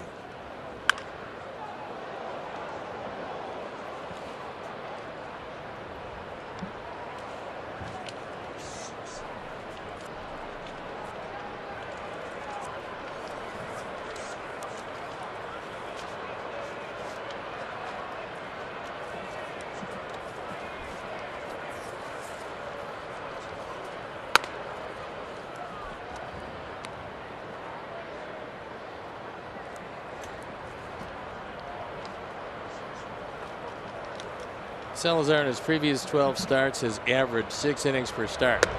In this day and age, 6 innings is pretty good. But you wonder with this kind of a lead just how much Terry wants from him. Well, he's got some of the best numbers in the game, not just because there's a base hit. Just mentioned up front in the opening. This guy has got some numbers that really belie his 7-3 record. According to these numbers, he could be, 9-0, 9-1, or I should say, at worst 8-2. Well, this Indians ball club is looking for some offense. They've made no secret of that. They're certainly not going to give up any top of the line starting pitching for that. But they will be in the market for a hitter, preferably right-handed if they can get him. Well, I can say one thing from watching them play. This is the 8th meeting we have played these guys. In the first 7, they have won 5 of them. It looks like they're going to be 6 out of 8. As Abreu, he's 1 for 2. Had a double. But with the pitching they've got and the offenses they have now, if they catch the ball the rest of the way, they're going to be tough to beat.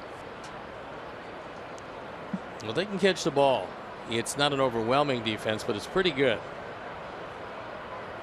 And eventually they're going to get Michael Brantley back, but right now he's just hitting soft toss. He's not even taking any live pitching. That ball hit hard. Stay fair. Stay fair. Stay fair. He looks up. You can put it on the board. Yes. Opposite field shot off the bat of Abreu. And we get on the board. That's double figures. 10th home run. RBIs 40 and 41. So things certainly picking up for Jose, as you would expect they would. Our 4th home run replay. He reaches out. The only question, would it stay fair long enough? And it was answered by Tom Woodring, who said yes indeed.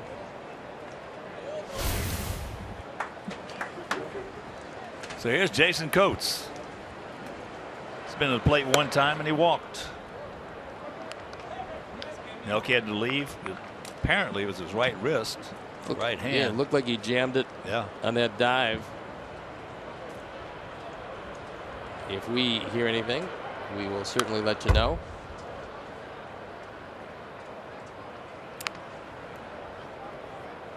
It's just the 6th home run that Salazar has thrown.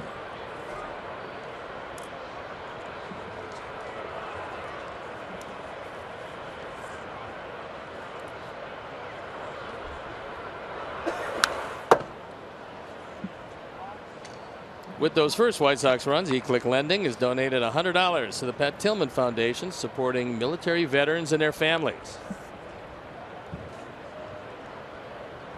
Well, from what we've seen of the outfield defense for the Indians and what we've heard talking to Indian people, that's not going to probably get it for them. Big key now is going to be Brantley. He is a wonderful player, a wonderful defender, a wonderful offensive player, and a wonderful leader. There is a look at Michael, and they are hesitant to put any timetable because he did come back. And he played a few games, not many. Coming back off the DL, he had off-season surgery. It hasn't responded as quickly as he would like, certainly.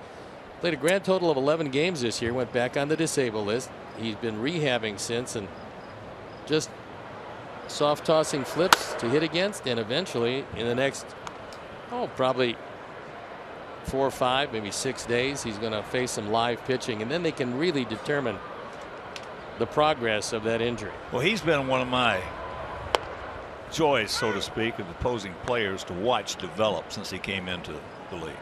You could just see him growing each and every year, getting a little better, a little better, a little better. That foundation was just taking him right on up. Those numbers this year, obviously, when you're injured, you can't play near as well as you did. He hit .310 last year, 15 homers, drove in 84, and stole 15. And was one of the guys on this team they look to get big hits. Now they don't know when he does come back what he's going to come back with. They know it's not going to be like last year, at least for quite some time. And that's one of the reasons why they're talking about going into the trade market, and they would just as soon get an outfielder.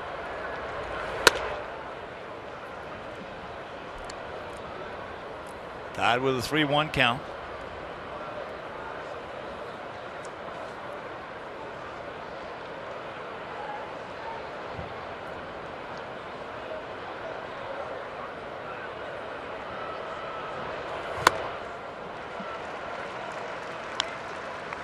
Pretty good pitch for him to hit right there.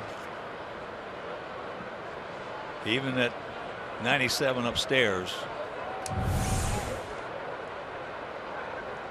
On a 3-1 count, takes a few miles an hour off of it. He knew that. That's nasty. That's that split change, and there's 10 miles an hour difference between that fastball. You see the grip on the split change, and that ball, I mean, if you can get it in the zone, you can't sit back and wait for it that time because of not only the velocity, but the sudden downward motion of that split change, and he was just frozen.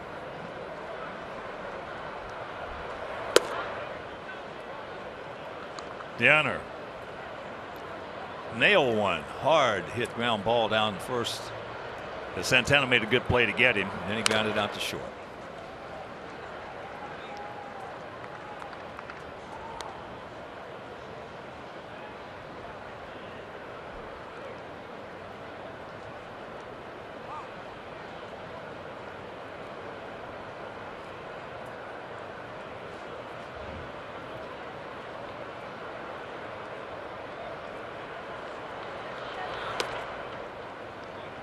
High and wide.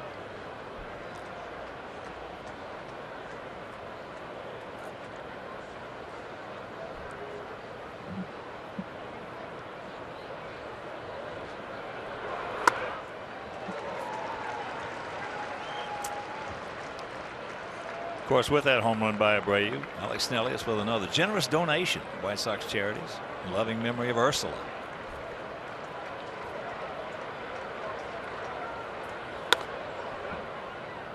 And that's up high.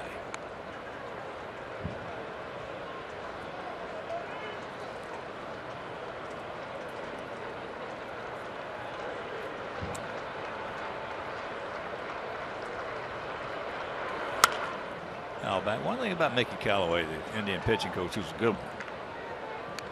You notice when you watch the Indians play, these guys get it and throw it.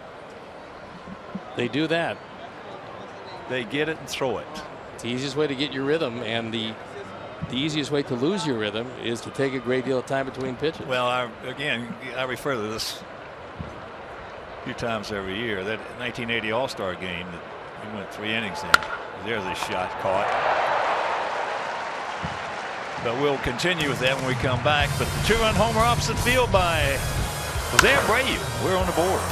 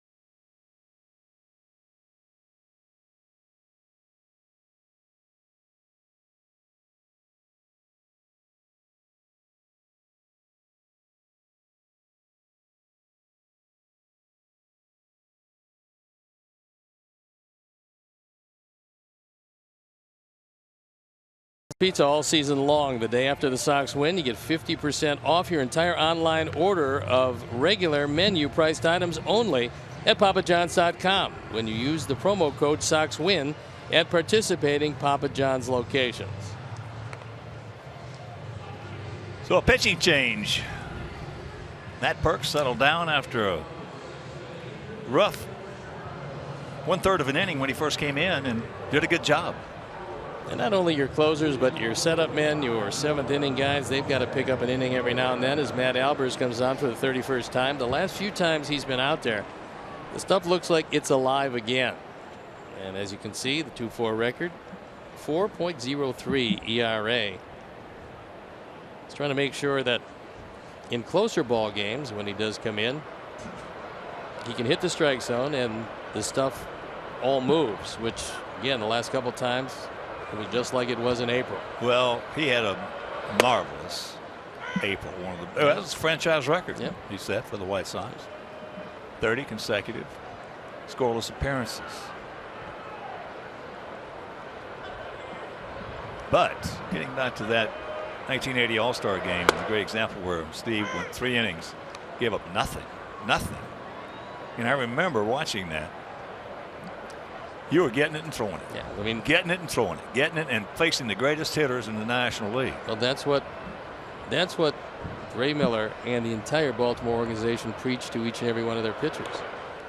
Get it and throw it, which serves a dual purpose. Number one, not only your own rhythm, but it shows the hitter you've got confidence in your stuff.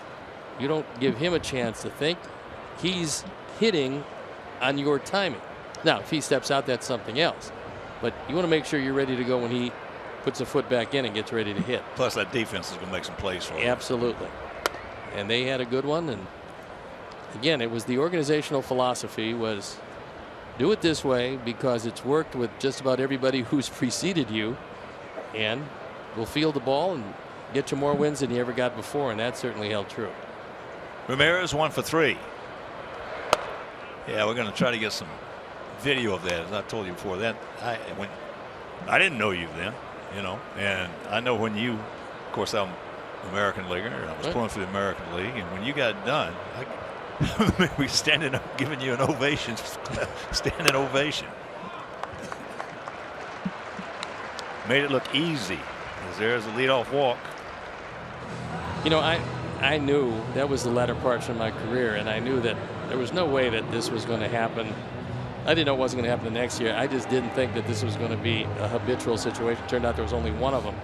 But the thrill of being in that locker room with all of those guys that were the best in the league, and it was something that I savored every moment of it, because I know for me that kind of fame was borrowed. I could never really own it. Just happened to be there that year, and I wrote a thank you note to each and every one of my teammates because they were responsible for putting me there, because they wouldn't allow me to lose very often, and those guys went on that particular year to win 100 games, and our ball club went home. We won 100 games and did not go to the playoffs. That ball hit hard.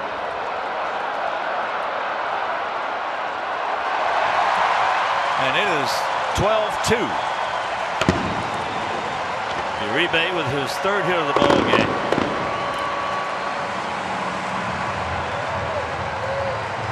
He's now driven in 3. It is 3rd and now has 16 driven home. Take another look. He knows what's coming after the leadoff walk. So this is a real strong man, always has been. Well, that's just a smart. When you're just sitting on it, that really doesn't make any difference how hard you throw it. Not if you get it down a little bit. 195 home runs for Juan.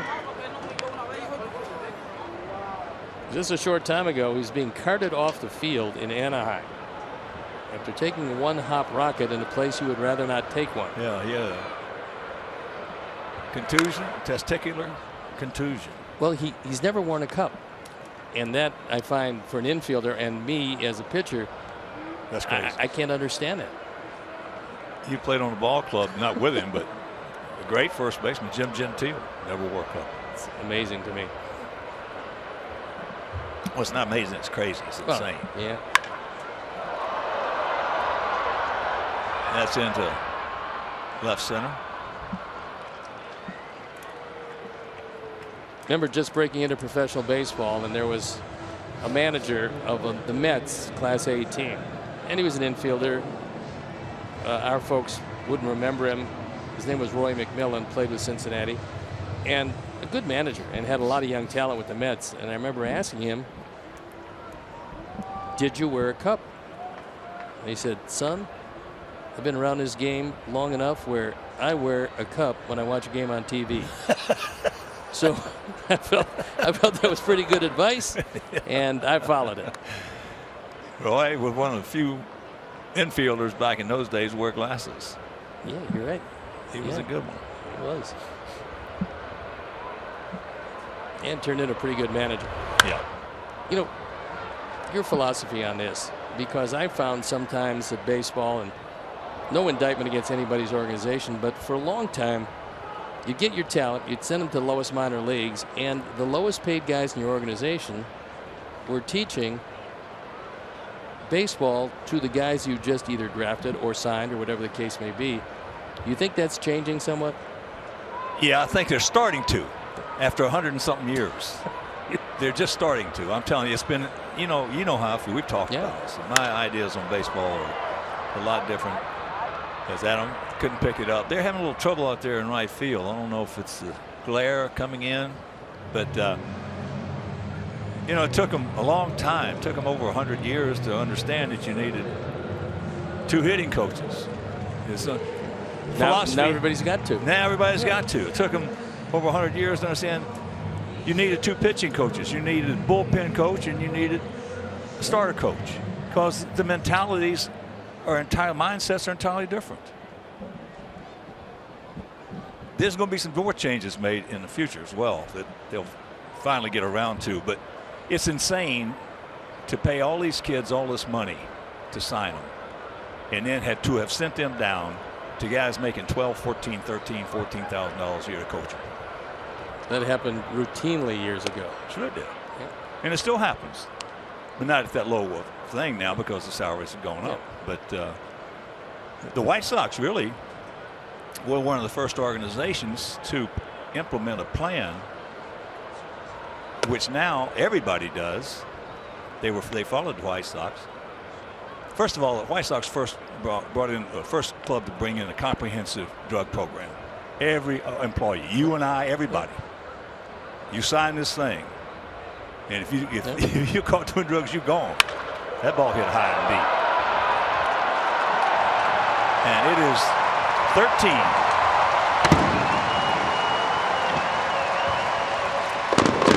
In the meantime, Tyler Naquin is a double away from the cycle. Last time up, he drove home 2 with a triple, so he's got a single in the first, a triple in the 4th, a home run here in the 6th, and he's driven in 4 runs. But the White Sox were the first organization to bring in a comprehensive program for their minor league manager and coaches, to whereas everybody made the same amount of money. At A ball, double A, triple A, they all made the same, because those guys are human beings. They're married, they got families as well. And if you got a manager down there who's making, say, $18,000, $20,000 a year at that time, and he gets a kid in there who's got a chance to be a really good reliever, well, he wants to win a lot of ball games, so his name gets up there in the mix to go up another thing. So he's going to use him a lot. So if you paid them all the same, and that's what Jerry did, he paid them all the same. Now the other owners didn't like that at all. But he paid them, and we'll continue with that. And meanwhile, we're getting blown out.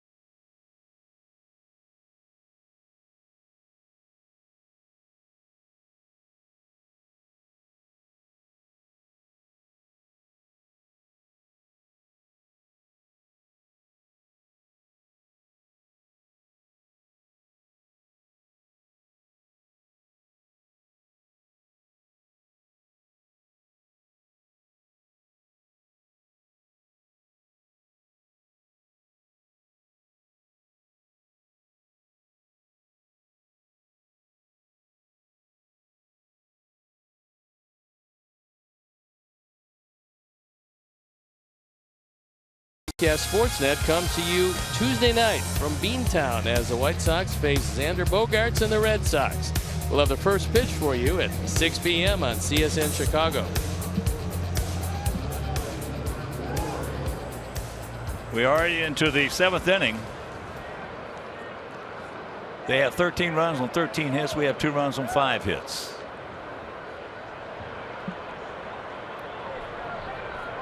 Michael Martinez goes in to play left field, and the bullpen for the Indians up and going. We wondered how long with a lead like this Salazar would be in the game. So Ramirez now comes in to play shortstop. Watch out, Stevie.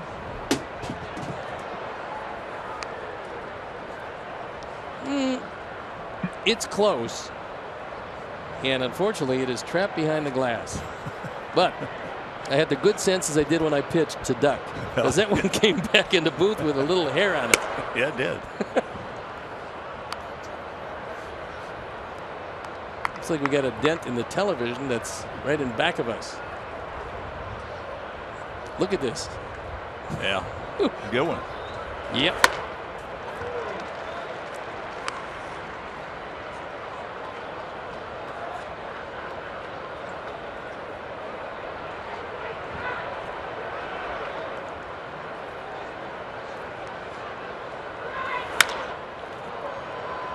That's into center field. So Brett now is going out to right. Popped up to short. Lindor made a good play on him, and now going out to center. But getting back to the White Sox being the front runner, the forerunner, so to speak, implementing a lot of plans now that are industry wide in the game of baseball. They paid all their coaches the same, so that these guys wouldn't have to maybe overuse pitching down there to try to gain a little higher stature for themselves.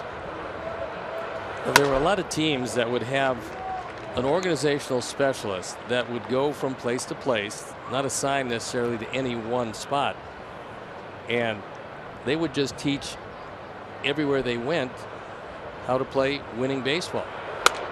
Well, that's why they were a good organization. White Sox brought that in as well. They started having guys go check out the managers, check out the coaches, check out the routines, check out if in fact they were being taught properly.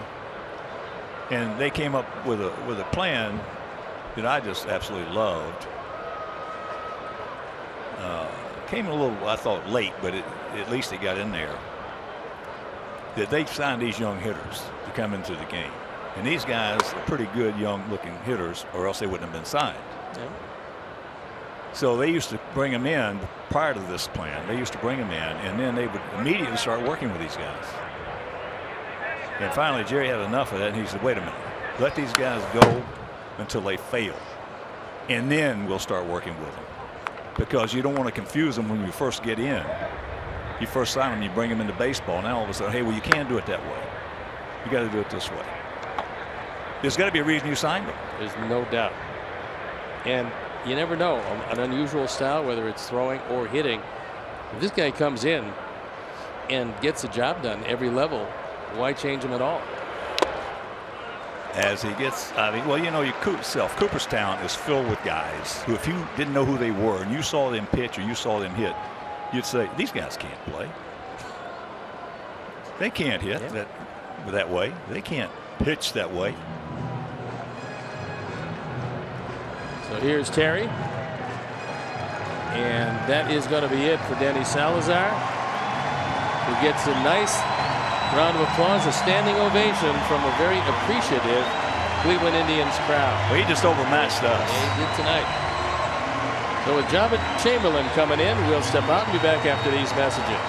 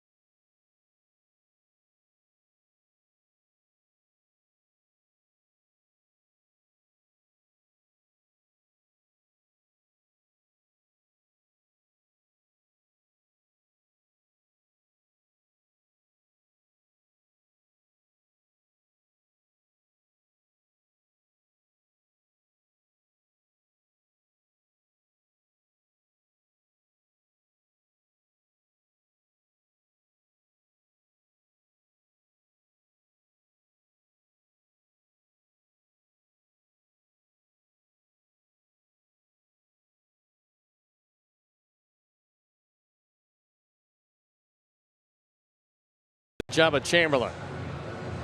He was brought to the major leagues by the Yankees.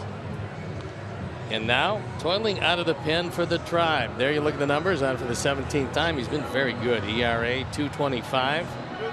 16 strikeouts in 16 innings. When he came up with the Yankees, he threw rockets. They screwed him around so bad it was unbelievable. Yeah, absolutely. Tried to make him a starter when he was a lockdown bullpensman in whatever they called him to do. I mean, you want to give him the 6th, the 7th, the 8th, whatever it was. At the time, they had a pretty good closer, Mariano Rivera, so they didn't need anybody to close. Let's look at Danny Salazar. Went 6 2/3. Apparently, Terry that's good managing. Yeah, 108 pitches. Look, he's got 11-run lead. Well, that's not it. He took him out here. He wasn't going to let him go out there into the 8th. Okay, so he lets him go 6 2/3 so he can get the standing ovation. And now Terry made a great outing for him, even greater. Yep. With that standing ovation. There's no doubt.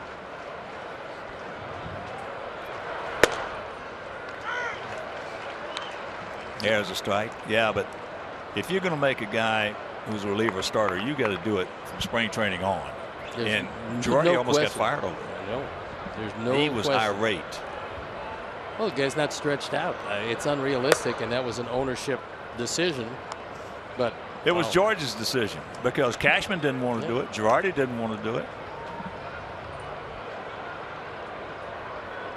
Happy 29 to J.B. Shuck, who'd love to celebrate with a hit. Way out in front.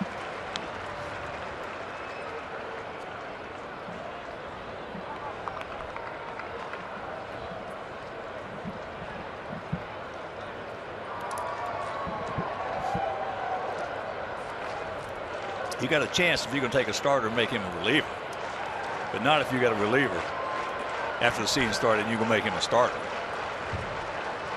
Well, that's got to be a decision in spring training.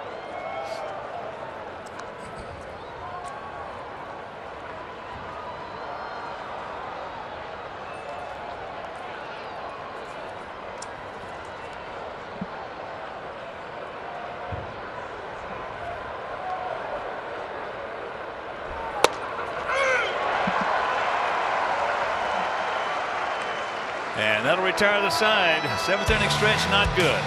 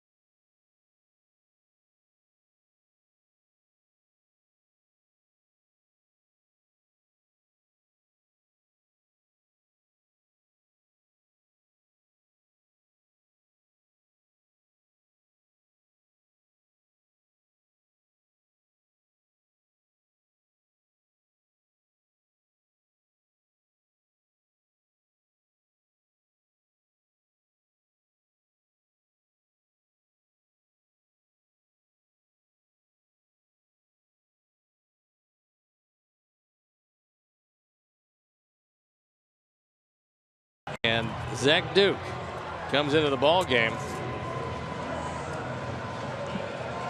Zach out for the 36th time. He's 1-0. His ERA 3.22.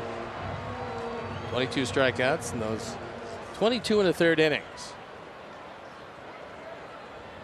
Left-handers hit him a bit better than the right-handers.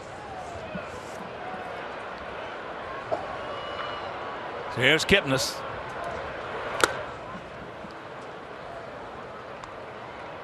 Just got a text in between innings. It says, Hawk, did that comprehensive drug program include the front office?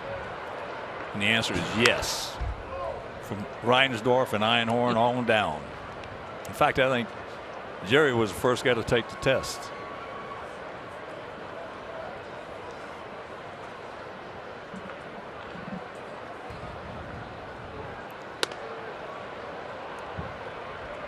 Well, baseball certainly has come a long way in that, and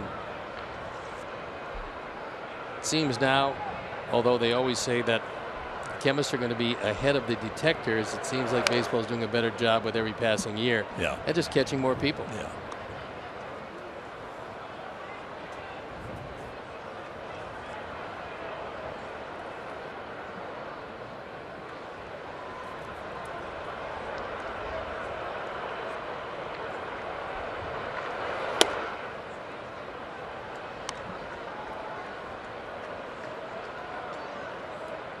Two and two.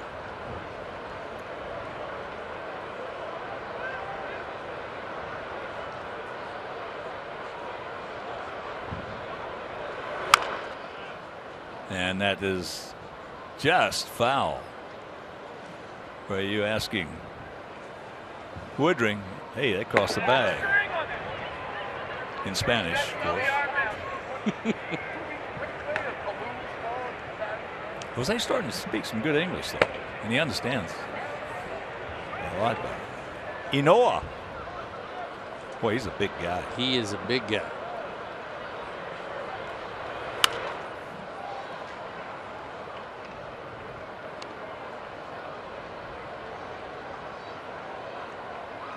And the first time out, he threw it pretty well. So getting an opportunity now. Ray, you told me he threw it well. He did.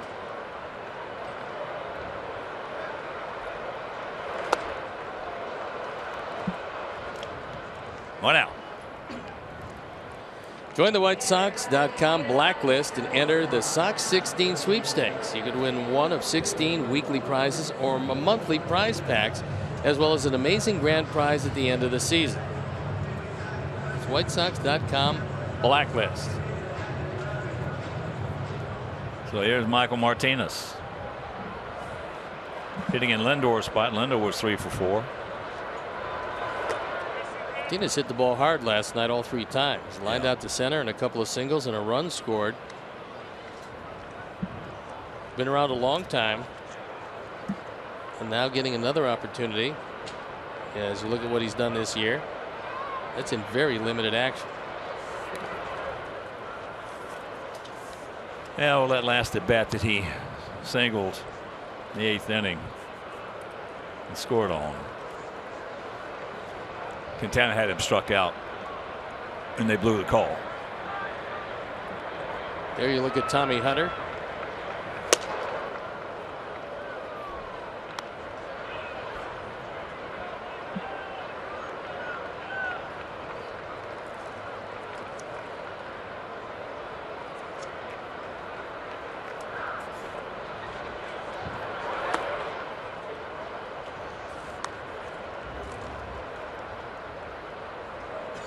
Martinez started back in 2005 with the Washington Nationals.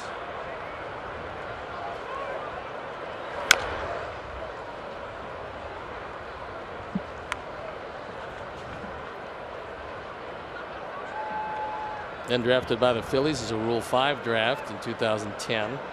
He doesn't look like it, but he's a 33-year-old veteran. I know. 187 career hitter.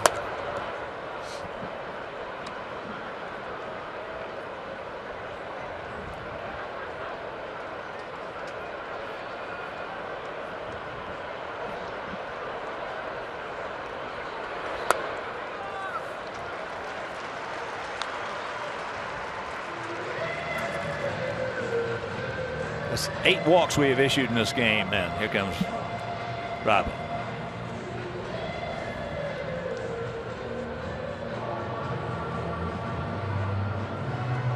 If you're just tuning in, they scored 5 in the first, 3 in the second off James Shields. So anyway, big Inoa coming on, and we'll be back.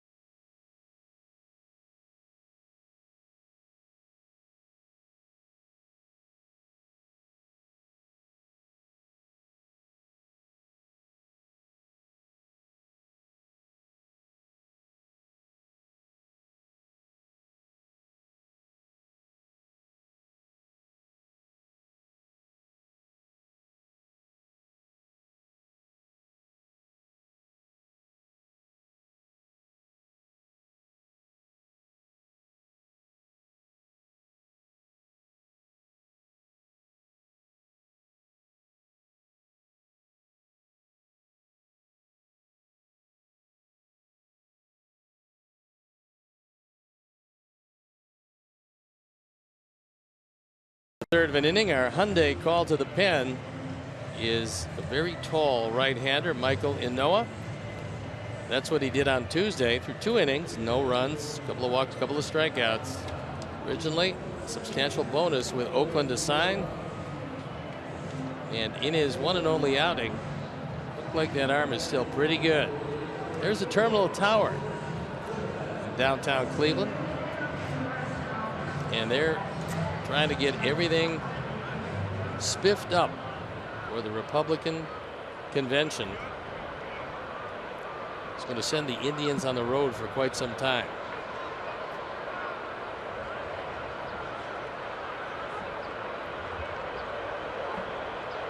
So here's Chris Jimenez.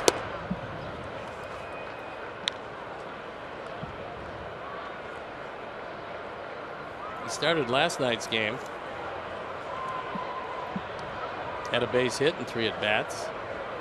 And picked off a runner at first. Yeah, and he hit the ball hard. Went out deep to right field, one, and then he hit a bullet down that Todd Frazier made a terrific play on. That was a good ball game last night, except for just a couple of things that happened, unfortunately, against Quintana.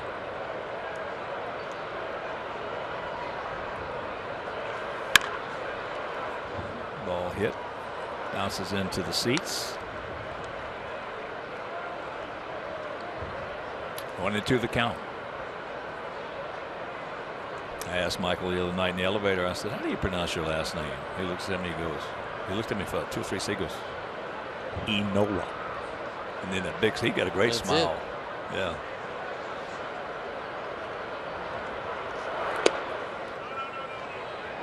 Miller wanted to ring him up. He should have. It was a strike. Yeah, he has not had a good game either. No, that last one pretty good pitch. Yeah. Tishner had a bad game last night, and Miller's having another. Of course, his error is caught. Of course, it hadn't affected this game. No, it did last night, but it hadn't affected this one. Not hardly. He has a line drive right at Todd Frazier, and then he looks to first, but Martinez got back.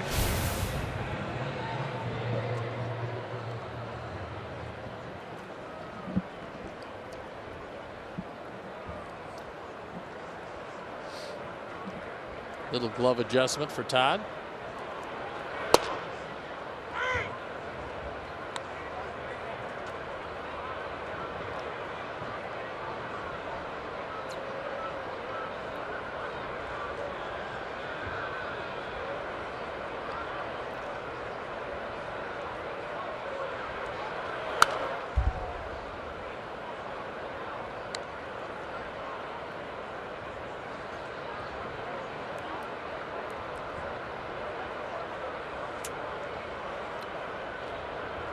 Another nice crowd.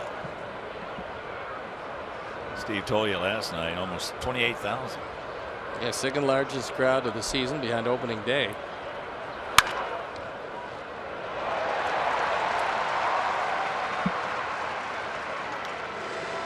So Ramirez picks up his second hit. He's now 2 for 4. Last night 1 for 3, so he's having a good series, which he seems to do a lot against our ball club. Little guy's hitting right in the neighborhood of 300. Switch hitter. He's been very consistent from both sides of the plate. He's had a good. He had a good 2 first months as well. Yes. He got some big hits for this club early on, especially when they were struggling.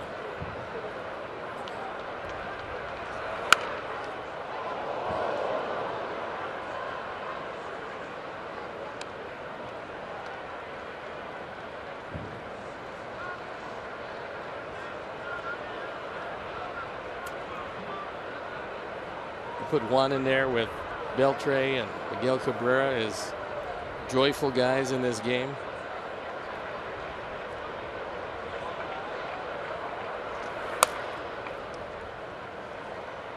You could add another one in there.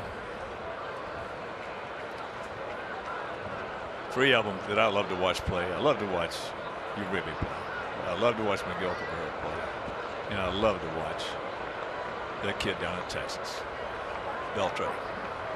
He's had some physical problems, but what a player he's been. Oh, he's been a great player. You'd have to figure. He's the Hall of Famer. I was going to say, you'd have to figure when you look at the numbers and where he's been, what he's done overall, his impact on the ball club, his defense, everything that he does. He's got to wind up in Cooperstown. Yeah, he's a Hall of Famer.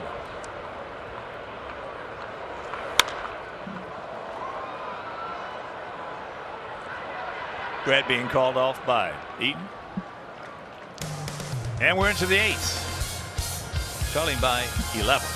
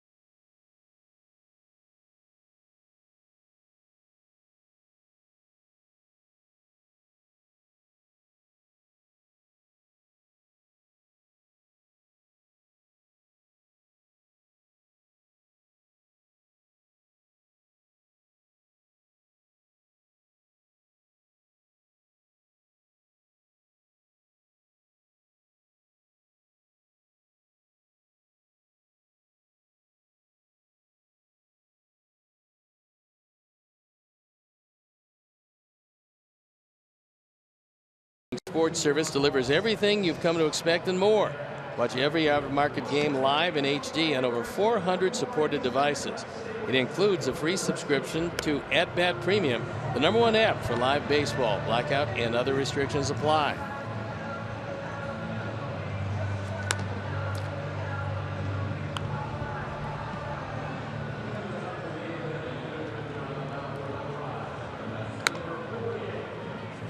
Tommy Hunter comes into the ball game. So a very short stint for Jabba Chamberlain. And there you look at the numbers, on for the 15th time. 2-1, 3.21 ERA. These days, not striking out too many people, not near what he used to throw, which was a blazing fastball. Top of the order. Here's Tim. Takes first pitch strike. If you're just tuning in, we mentioned they scored 5 in the first, 3 in the second, 2 in the fourth, and 3 in the sixth. So that'll be the 5th time in June that we've allowed 10 or more runs. In April and May, it's not good. Only allowed 10 twice. In a large part, of course, the troubles we had in the bullpen. In April, we had the best bullpen in the major leagues. That's why we get off to a 23-10 start. That and the defense, because we still weren't scoring many runs. And now no real rest, because these 3 in Cleveland, then it's Boston for 4 and Toronto. So Boston can really hit. Toronto can really hit. So that's a week straight of very strong offensive clubs. Well, you just got to, when Toronto comes in, it's simple as he. Yes, Tim, 3rd time he struck out today. With Bautista being on the DL, you got to stay away from Donaldson and Encarnacion. It'll be really nice. And then Saunders has come into his. You have Michael Saunders hit 3 home runs and drive in 8. That's the only problem I see there. So the Torontos are. That catcher's not all bad either. Big spots. No, he's not. They got a potent offense for the Blue Jays. So they're sitting there coming into action tonight at 39 and 31. 1 game back of Baltimore coming in. Yeah, I was looking at my iPad last night after the game when we got back to the hotel. That's going to be an interesting race. There's no doubt those 3 teams very evenly matched.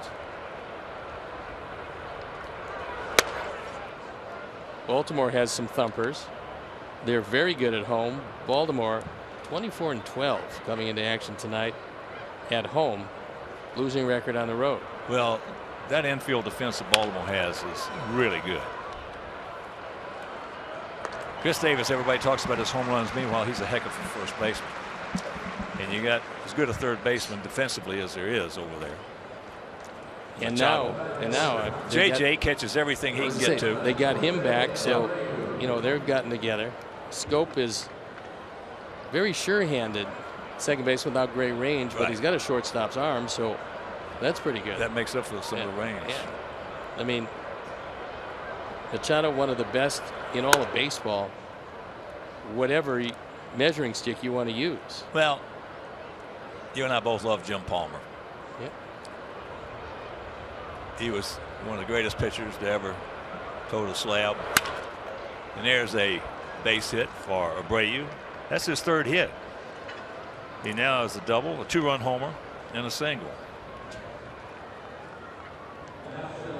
Just as we promised you earlier in the game, it's Miller time, brought to you by Miller Lite. And here's our Miller moment, and it's the big man going down the line and right. It's his 10th home run. Drives in the only 2 Sox runs. He has 41 for the year and a triple shy of the cycle. So here's Jason Coates. But as great a guy as Jim Palmer is, and as great a pitcher as he was, he throws around compliments like manhole covers. And he was just gushing. First year we saw Machado saying he was as good as Brooks. Meanwhile, we can't do anything. We still trail by a score of 13-2.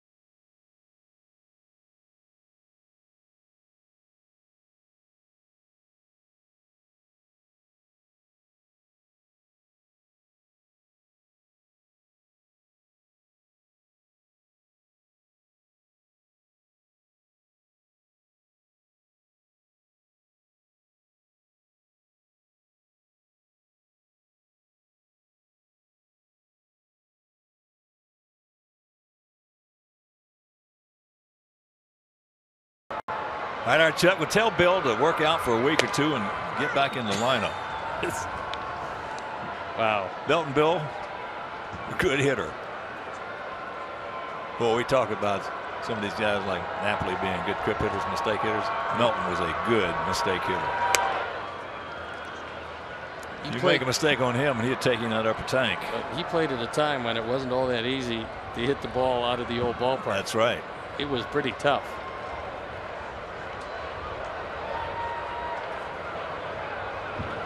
In '67, when Stanky was managing in that great pennant race that we had, I thought Jim Lonborg was going to get frostbite on his fingers. Stanky had the balls frozen. That'll keep him in the park. It did. I hit one off Gary Peters in left center field. I mean, I killed it. Didn't even get to the warning track. Terrell listening in the cue pen? ball. Oh, that's, well, yeah, that would take a little distance off a fly ball. There's a bullet caught. Nice play. That's the hang woofum for Chisenhall. Plus, he used to have the front of the, because these guys couldn't hit. White Sox couldn't hit. They could pitch, but he would have that area right out in front of home plate soaked. I mean, it was mud. If you've got sinker ballers, and that's what he had. That's actually a real good game plan. That's what he had. Because that first hop is going to take about half the velocity off the baseball. I remember a game there. I hit one pretty hard, about 7 or 8 feet out in front of home plate, and it just stuck in the mud. The umpire called timeout.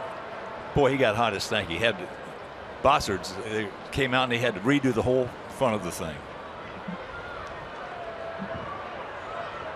Been a long line of Bossards. They've taken care of Fields all the way back to right here. Oh, sure. In Cleveland. In Cleveland, yeah. When I was here. That was Emil Bossard, I believe. What a great family that has been. But it's, you know, especially back in those days, today with everything's got to be,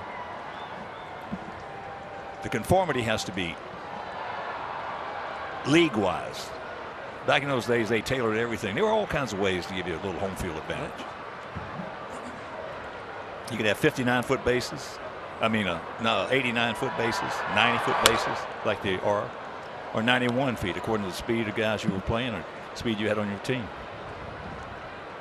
Is that what slowed down Sherman Lawler? And Pete Ward. Pete. Looked like they played with 100-foot bases. Pete could hit, though, I'll tell you that.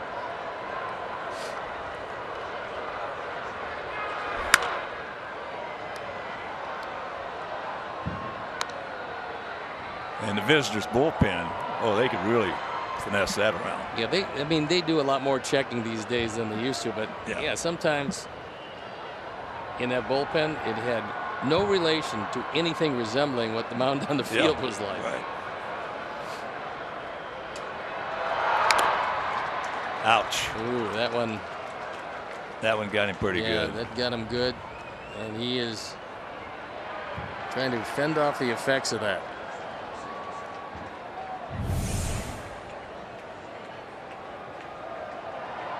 Ooh. Take another look. And Jan Gomes, who experienced something similar and missed 3 games, can certainly empathize with Deanna.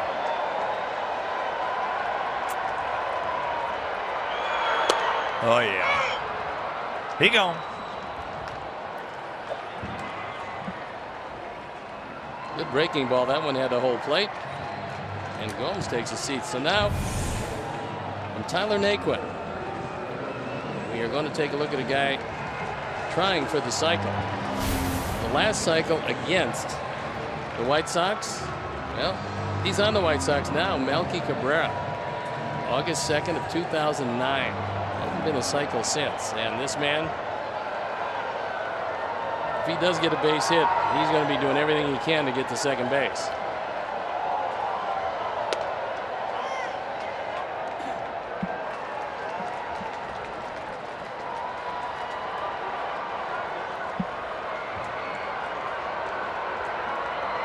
Travis Hafner back in 03. Last Indians player to hit for the cycle.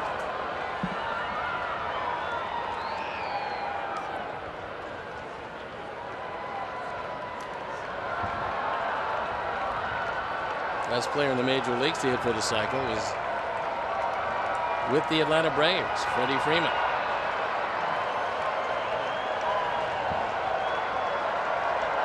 Big gap out there in right center. That fastball, 95.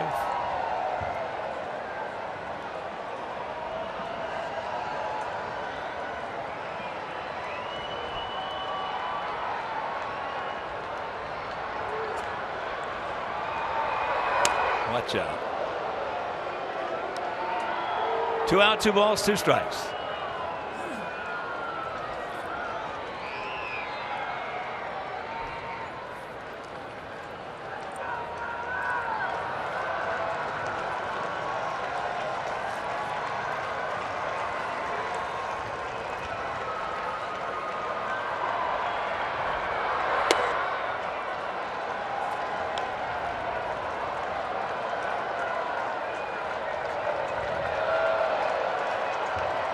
When you're going after the cycle, are you swinging at this one? 13-2, you better believe it.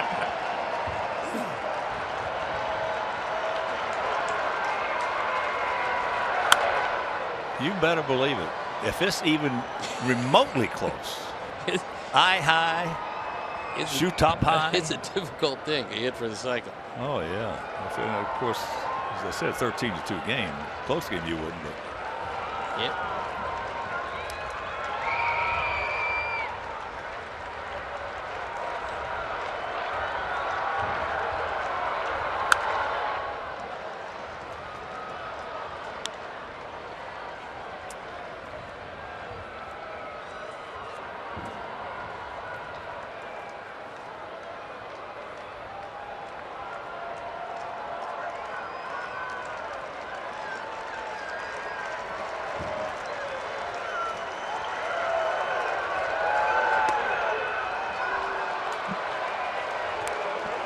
So a perfect evening. They're going to play 5 times, on base 5 times. Driven in 4, walked a couple of times. 9th walk issued by our guys.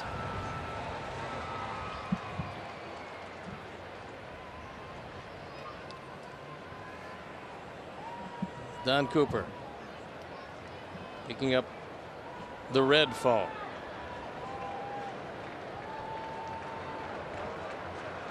Santana.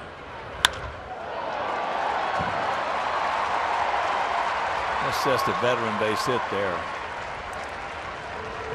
13-2 ball game. We watched the previous guy. You know you're going to get first ball fastball.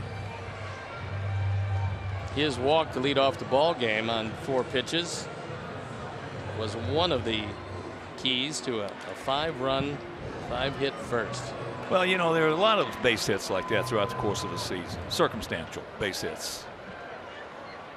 You know, who's a young kid out there or the guy who's trying to make a ball club. He walks the guy as the game's out of hand. You know, first ball fastball is coming. He's just going to try to get ahead. It's the key to taking a good year and making it into a very good or a great year. And it's hard to do, and that's no wasted at bats under any circumstances. Grinding out each and every at bat. Very few people can do that. In today's culture, you're right. And in my culture, no. You would waste them at bats trying to set guys up. You never hear that phrase anymore. Well, I was trying to set him up. I hear them talking about a pitcher. No. Talking about a pitcher. Well, Miguel Cabrera will try to set you up. He's good. He still does. Yeah. He's the only guy I can definitively say in this league will set up a pitcher. Manny Ramirez would do it.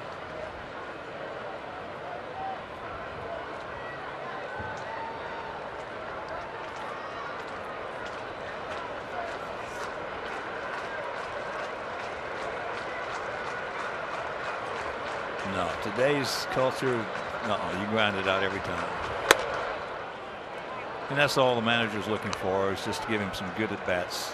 You don't have to be successful, because you come into each game. Most guys come into each game, they're 7.5 to 1 underdogs anyway.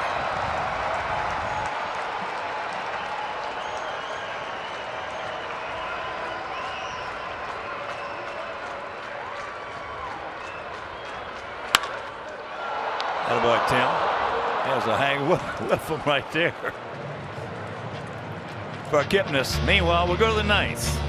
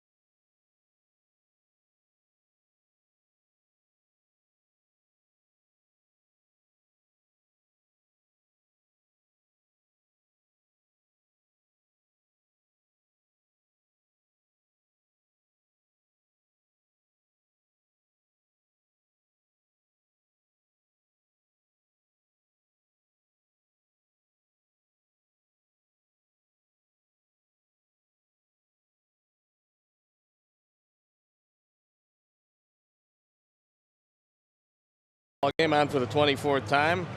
1-0 ERA, just over 1. Left-handers have not hit him at all. And he comes on to pick up an inning of work. So here is Todd 0 for 3.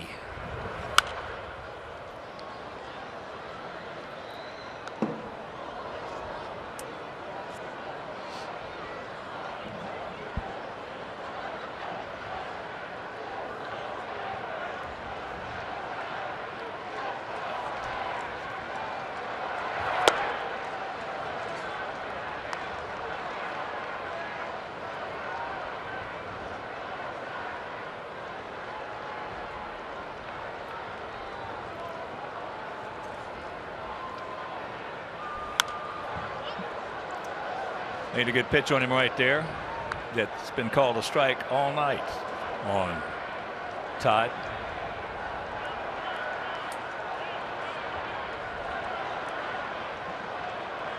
(13, 15, and 0 for them. 2, 6, and 1 for us. 2-run homer by Abreu, if you're just joining us.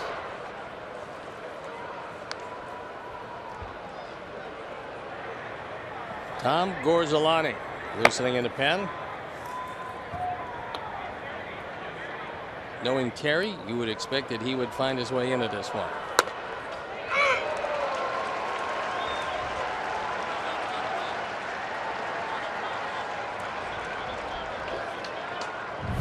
Todd still talking with Miller.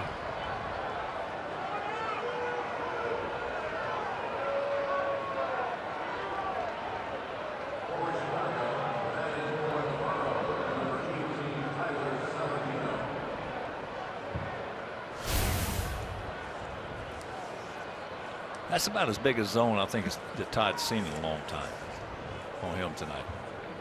He's had a very frustrating night, and there's been a few. A lot, yeah. This A few guys wearing again, gray uniforms. Again, it had nothing to do with us trailing in this game. Now last night, yes, but not tonight. Not when you're trailing 8-0 after 2. Saladino.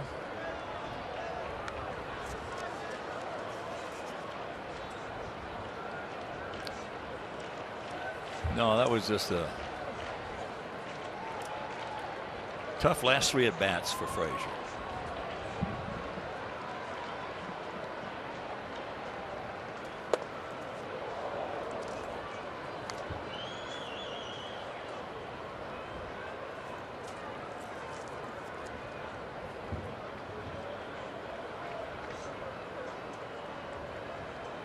Well, getting back to Mickey Callahan. There's a base hit. That a boy, Tyler. Getting back to Mickey. You got to believe that he has really done a lot of Callaway, rather. You got to really believe he's done a lot of talking with his catchers.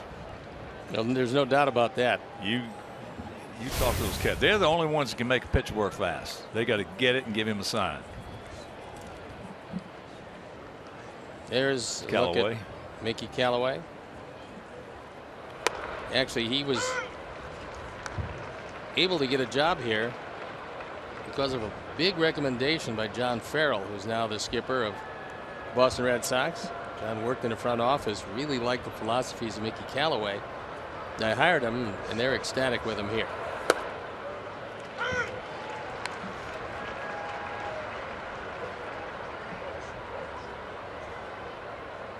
Ray Berry's former longtime White Sox pitching coach. Way back when, before you were born. I remember the name. I didn't know him. No, you were in diapers then. Did a great job with these guys. There have been some pitching coaches over the years that stood out. Not that there weren't more good pitching coaches, but these were like at the top. Ray had his pitchers run and run and run and run and run and run and run. We used to feel sorry for White Sox pitchers. We'd play them in spring training. They'd be running sideline to sideline, foul line to foul line, all game long. That's in the center field, hit well. Well, Naquin just runs it down, and he's having quite a night.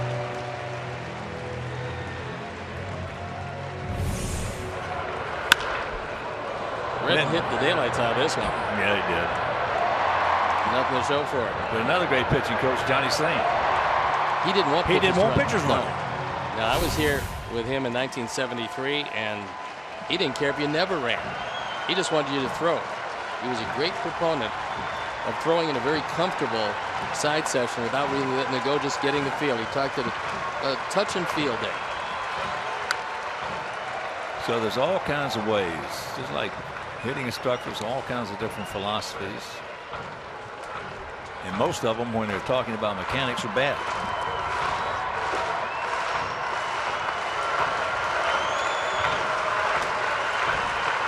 I imagine it's fun at the old household for his family.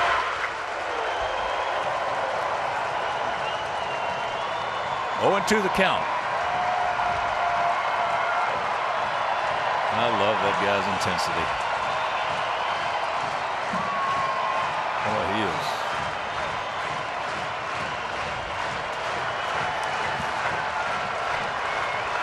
He's something.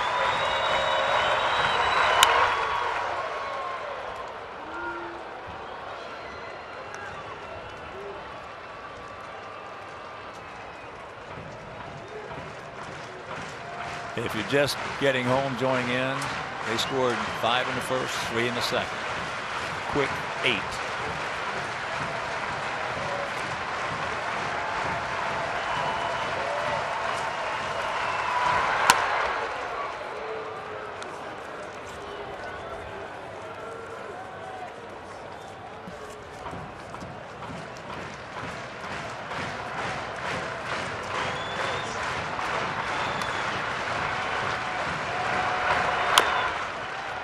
And that's off the foot, the leg.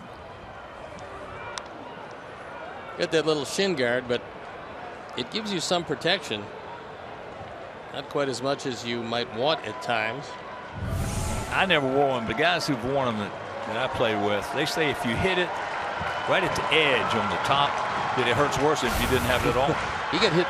That was right in the middle of the shin guard, so might have saved him a big welt.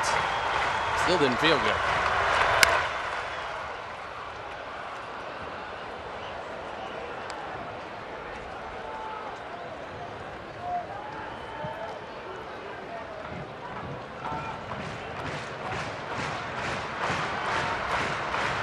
They got a huge crowd here tonight, and most of them stayed right here.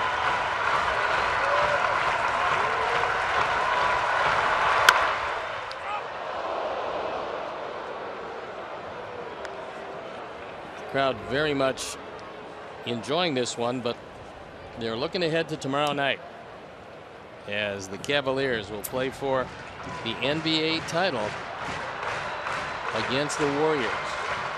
Game 7 in Oakland.